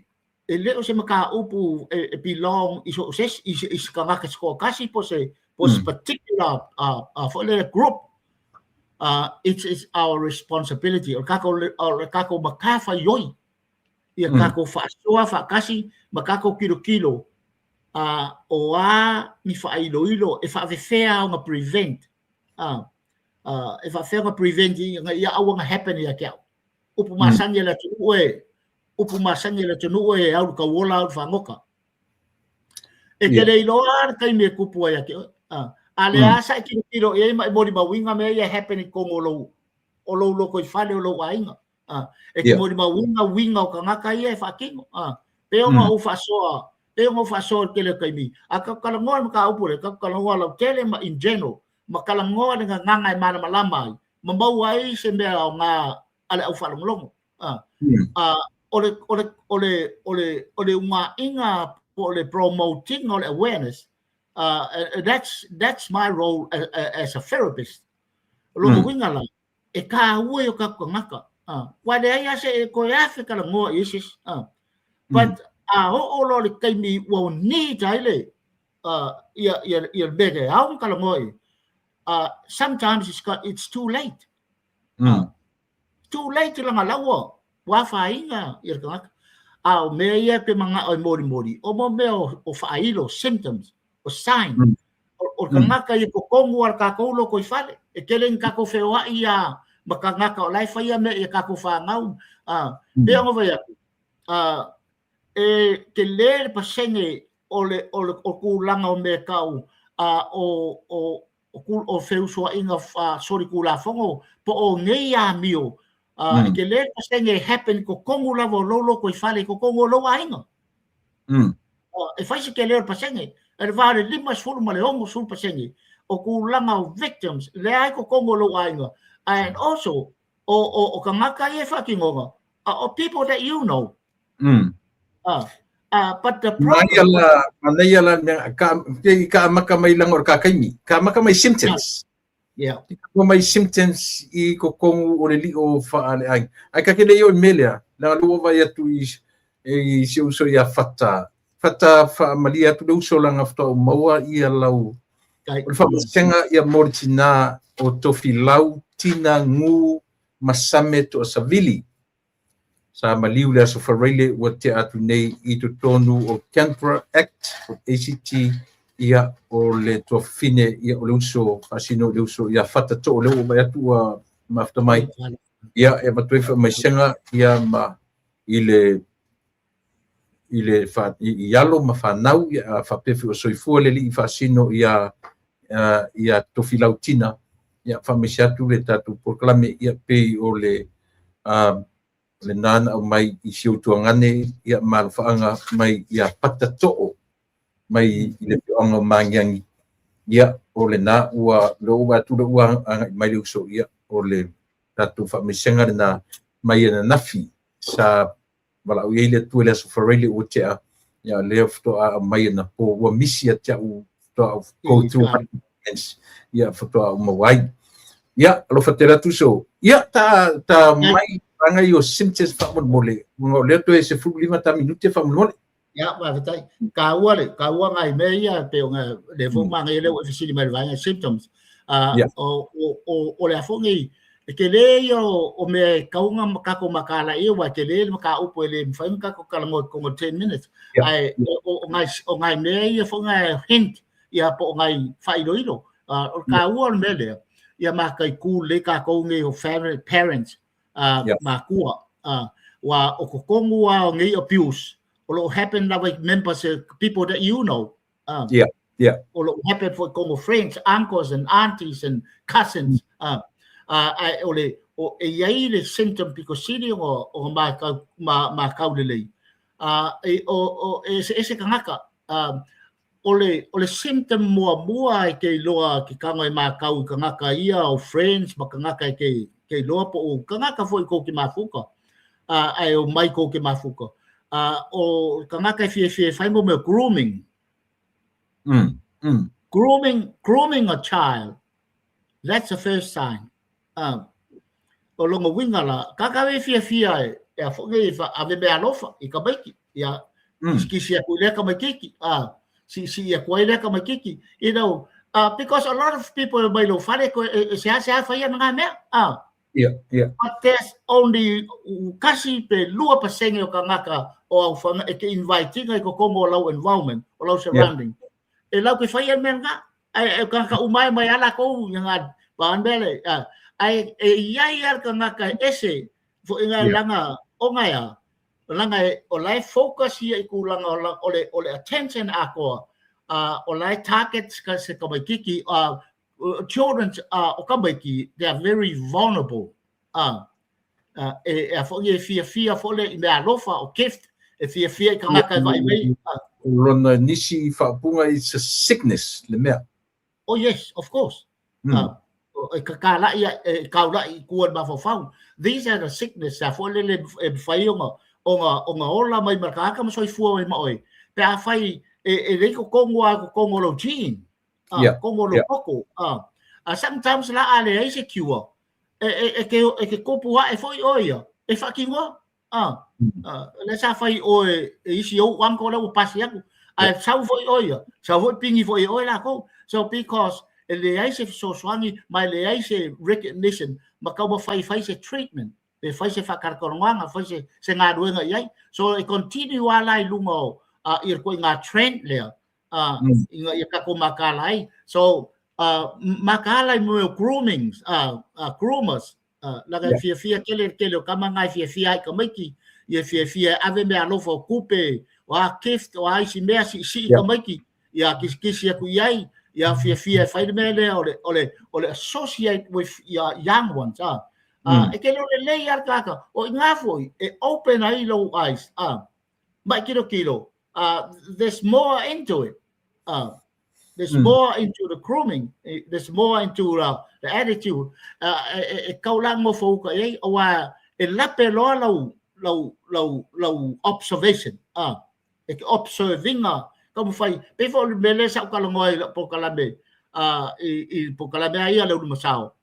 Awa ngi va ai narrow la va ai iku langa foi le o me ku mo ka ngaka le ai ko mo lo ai ngai inviting se me because o kai me lape ai porque mi ngai e a fongi e ofi ai i le bele ma o lo le ka i wa vana por ka ki ai ba wa lo se kai bi foi le alone ya o fa ki ngo lo le o me fa penga ka ua ke le vaenga ia ai pe o fa yaku ka lai pe o la ka lai i ku langa afianga e fa pengala afianga fa ma fa ai mission no me ka o sexual drive o kangaka ia e ia o la ko ngase fa ale ba fa i ku langa me ka o ngeo sexual urge ia po ku langa fo ia o le manga o i ku langa me fa penga I target the ala ko because I target committee because they are they ba fai gala ko defending a mai la ko self.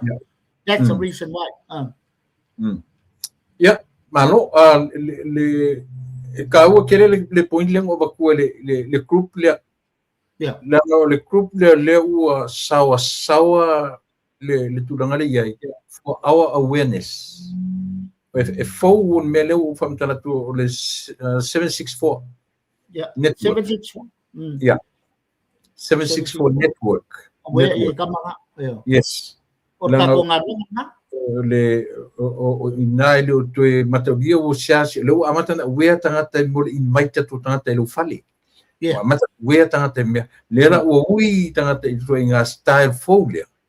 E nga ia tu mai o video games. O mena o tele tu pulanga la haiti mo pule leola. O le me o le misi o tamaiti ia o le to nga mele. Te loai a fai ona langa o le video games ke le me wai yo fa le al ke o lungo o le social media ai pio ta longa i fa nga ta mit no winga ta sina me encourage sei ta tu matu au a tu tang se to mit mo me yo video games o te fa ta o ini me yo na le pe spread dai le foi le me la it's an online group online kita ole 764 online group targeting on the young ones on yo I komiki laiki matulanga fa pena ya le o anisi me te markasia singa vaenga le mention aku kulanga ole connection o sexual abuse ia po kulanga fo idea o feuso inga va solo kula fo connecta I kulanga fo idea ole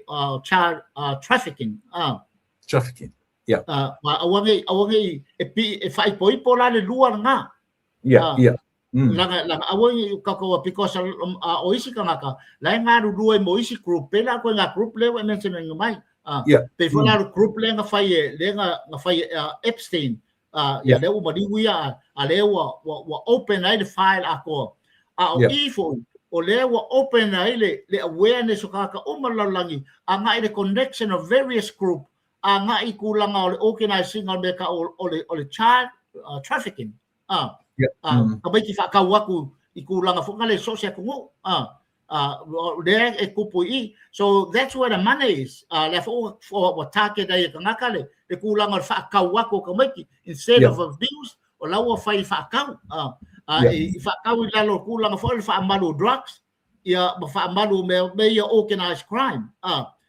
kulanga le kungu pela mele ye kulang ka mekila le u fa nga mesial under 16 under 18 so ia ka ko ngofo ka yai me fo gale ke le ka meki le lo le piki solo ka ngaka so that's the other side o kulang or ko nga abuse le involve ia ka ko ka ko fa nga o le isi me sili na matuia te mine o fa nga tangata nei online groups nei melavani to drugs. Yes. Drug down miti whaongai ta miti, and then they have a huge chance if I me manga oi. Yeah. A misela for the age group lea or le 16, 17, 18.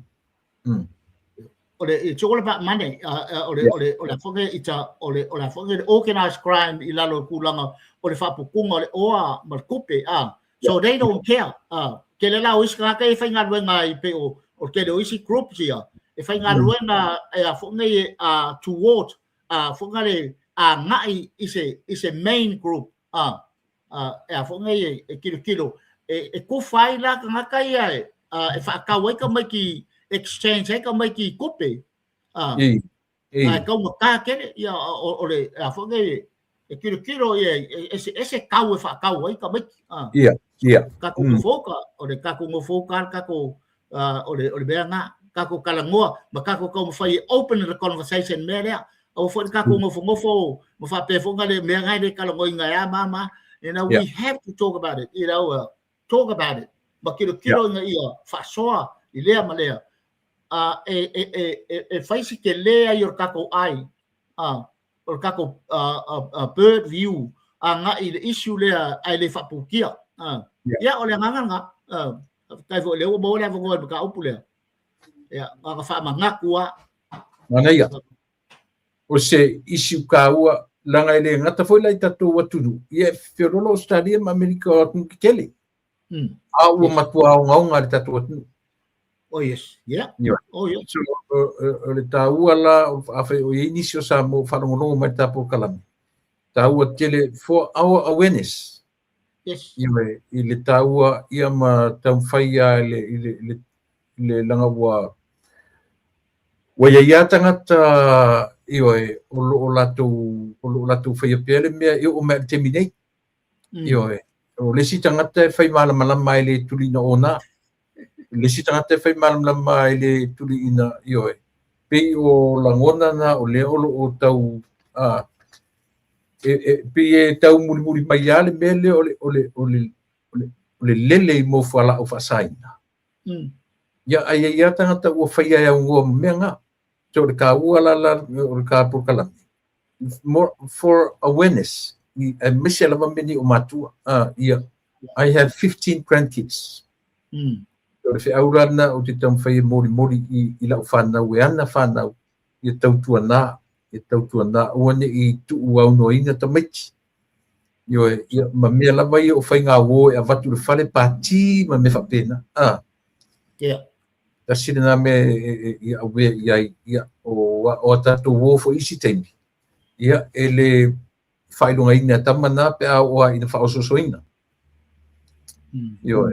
E le leila le anga I le to olua ai le anga le anga I tamaiti te tasile na mea ia e afa pe anga I to rua to anga I tamaiti ia o le to inga o le sili lana o na le anga ai le leile tatala noa for awareness o tangata tatu watu nui I le vaanga tunde o tatala nui nia fiafi ia sau no ia isi vaanga murta po kalame ka wale part le nga fa umba ko fa mangaku pe fa mangaku pasenge o le pasenge ai o kako wa ka making fa ngau involve e bawa lungal pasenge o le afio kako fa ngau I ko kongo ala e ongo sul pasenge le kele o kako wa cousin o kako wa uncles o kako wa ngakas kako relatives le ke le fai ese ke le so rongo venga la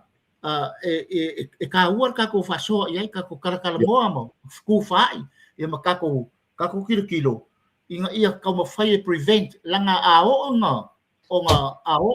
nga happen e le ma fai o nga e malama le pain but emotional pain but struggle le a kupu I ko kongo o le inga al ka ua fo I media walua sia o le fau ku langa fo ga wa ke le is ka ngaka pe e a fo nge e ngofo ma pe fai kalaula I a inga I a po victims o ame ko kupu mo o mia ka ko le ka ko support le ka ko lango victims and offenders wala ngai ka ua le kasi nga pa sidong ka ua awangi isolating nga ka ai ka ko kilo o le ala ka ko role fo le fai nga ile victim le fo ka ko role mo ka ko nga ruenga e fai ile offender so o nga ruenga lai fai fa kas ele fai nga wa ale ka fai yalu uma ia kuia ka ko kilo ile afonge i ka solkula fongo markanga ka le wa afia ya longo winga e ka ke e se ka ko va ka ke o ia mai le mafai ka ko fa short ke le vainga o ka o le kasi le vainga ka o ke le o inga i fa ka o inga le ka o ka ko mere fai o koe fa fo i mai o malo si anga koe fa fo i mai i se kulango se ngadua ngai fai moles ai ka koe fa fo i mai le malo si anga e fai moles o ka o le victim male offender so ka o ia vai ngai awang i wa kele ai i kulango o ka ka fo le ka lango i pe e fo ngi e kupulo se mea yang ke ya le o manga fo ngale e le ko yai le fie yai akele ka ko ngadua ngai fai sia wa ale ka ko le malo lo se fai ngadua ngale ma ka fai fa kasi ele fo se le so mai mo le ri le ngaka le ele ofenda ele ai foi e se so kele ba se malo si angai ba le victim so lo winga ngadua ngai fai fa kasi ya le nga fo ngar ka ko pa yai i kulang o ngi ya so male pe nga on ka ko mo fai e o e kusa polear ma ka upo male ale ai lo se me apiko silio nga mo ka nga kai fangu wai ma lu i kau ai o ka ko nga inga ia ko kepa ma ko kilo ko au kanu ya e a fo ngai e ka kaua o fai ia pe ia me ko uma e ka kau o fai lo o me ko uma fo e kau o fai ma kala mo inga ia fa kingo o sea por kako kiu ke nga kako ma fa yo i fai wa dei sa nga ngai me ya pe fa la ku pu ame ala ka ku mo fo kako le lo po ame fai o ame ka nga kako lo fai ala fo i le me ya o nga fai ai inga e fa ma si au pe i kako ma fa nga fa ka so fo ni la ya pa uan ma ya mana tu le se si me wa ke wa malo fatai te lo ta ua ta pule ua ta fai ia ia no fato le ta temi ia o le te fai fo nto fa o sisi temi o le ta doang ai mo te mini ia o tu ela no i lo sunga te iri ia fai mai ta kalame ma ta ma vene fef ya fa kai ya e fa kai ya le wo ka fa ma ka o sia ia ma ka upu le pe ia mai sa ngo la ngai de se ka upu ka fo en fan kala ngo se asu se kas o ka upu ye yo nga vaenga ma nga i ku e ka ua e umi ai se kala ngo i kulanga inga ia maua pe le finga ngalo le tunu ia ai maua fo i ka ua fa kai i kulanga o le kau mori e longo pui ri pe le tunu i kulanga ngai vaenga ia ai le manatu ia te sa bo pe o sa ngor ka ko fatonu ia e wo kele fo fi kala ngo ai manat ia le wa ka mi ka ko ke fai fo singa malo longa o le nga fa fi kai ia fa kai kulanga fo le ka ko po kalame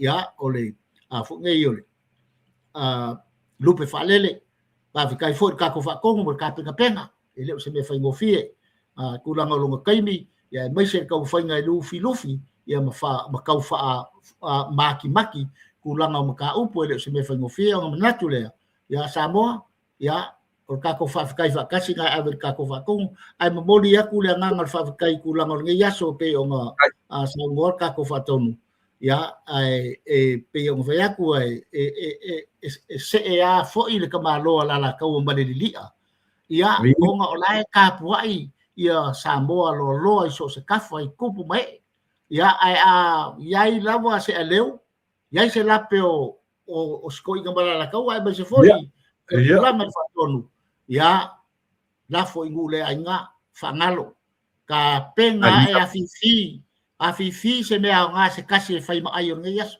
ya o nga maua lea o se aku o ngai yaso le kako fasoa ai mangu kere inga fa boy ngai yaso ya i pa ia la silasi o le tunu i so se kafa o lo maua mai ai ia ngai fasoa i ngai yaso ya ka kairo ko so ifua i le foi vai aso fo ya momoli aku ia i kulanga o se kako fero inga ya mau lungai le ingo le kua liu de vai ka ka i ngai ku ya bawa ko fa ka ko fa ko ya so pipi le mau e kulanga e fe so angi kulanga ka ko ka upu ya e fa fe kai le nganga le kua pe fa i moli se malosi le vaenga ai ya or ka ko o le sfari vali ka balo la ka wala ngam sa vai ya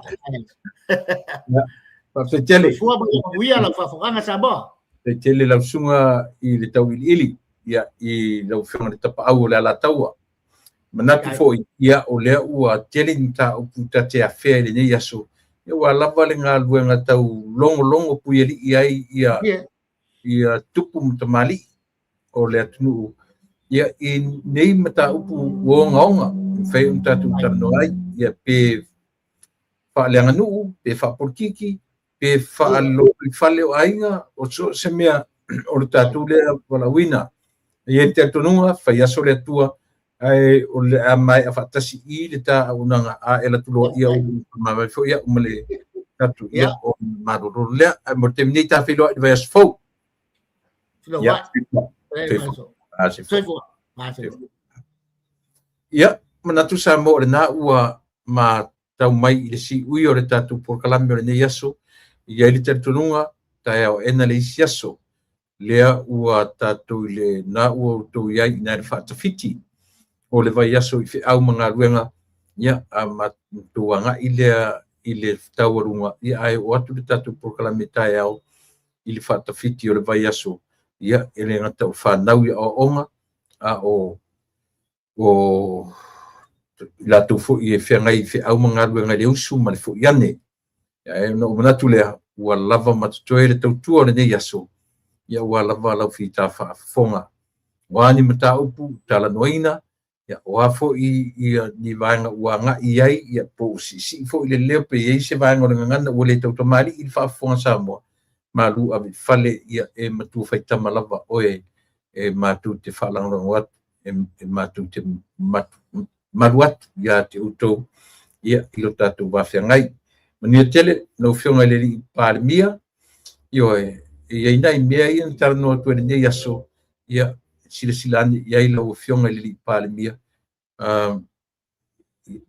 le pea ona whailo atu ma e silasilani iai I le tele o le meo leola tau whaaleanga ua siitia leola tau la malama ua siitia leola fau ia ai manatu manuia tele le tua I o tiu te mawhaiva ta I o le malo ta I o le kalesia ta I o nuu ma whioanga ia e meise foi ta I o tatu ainga uma mai a te au nei tuila e pa whaftairi o sua ia o le tautua le au nanga si fonga o le tae a fau I lana lupe whaalele.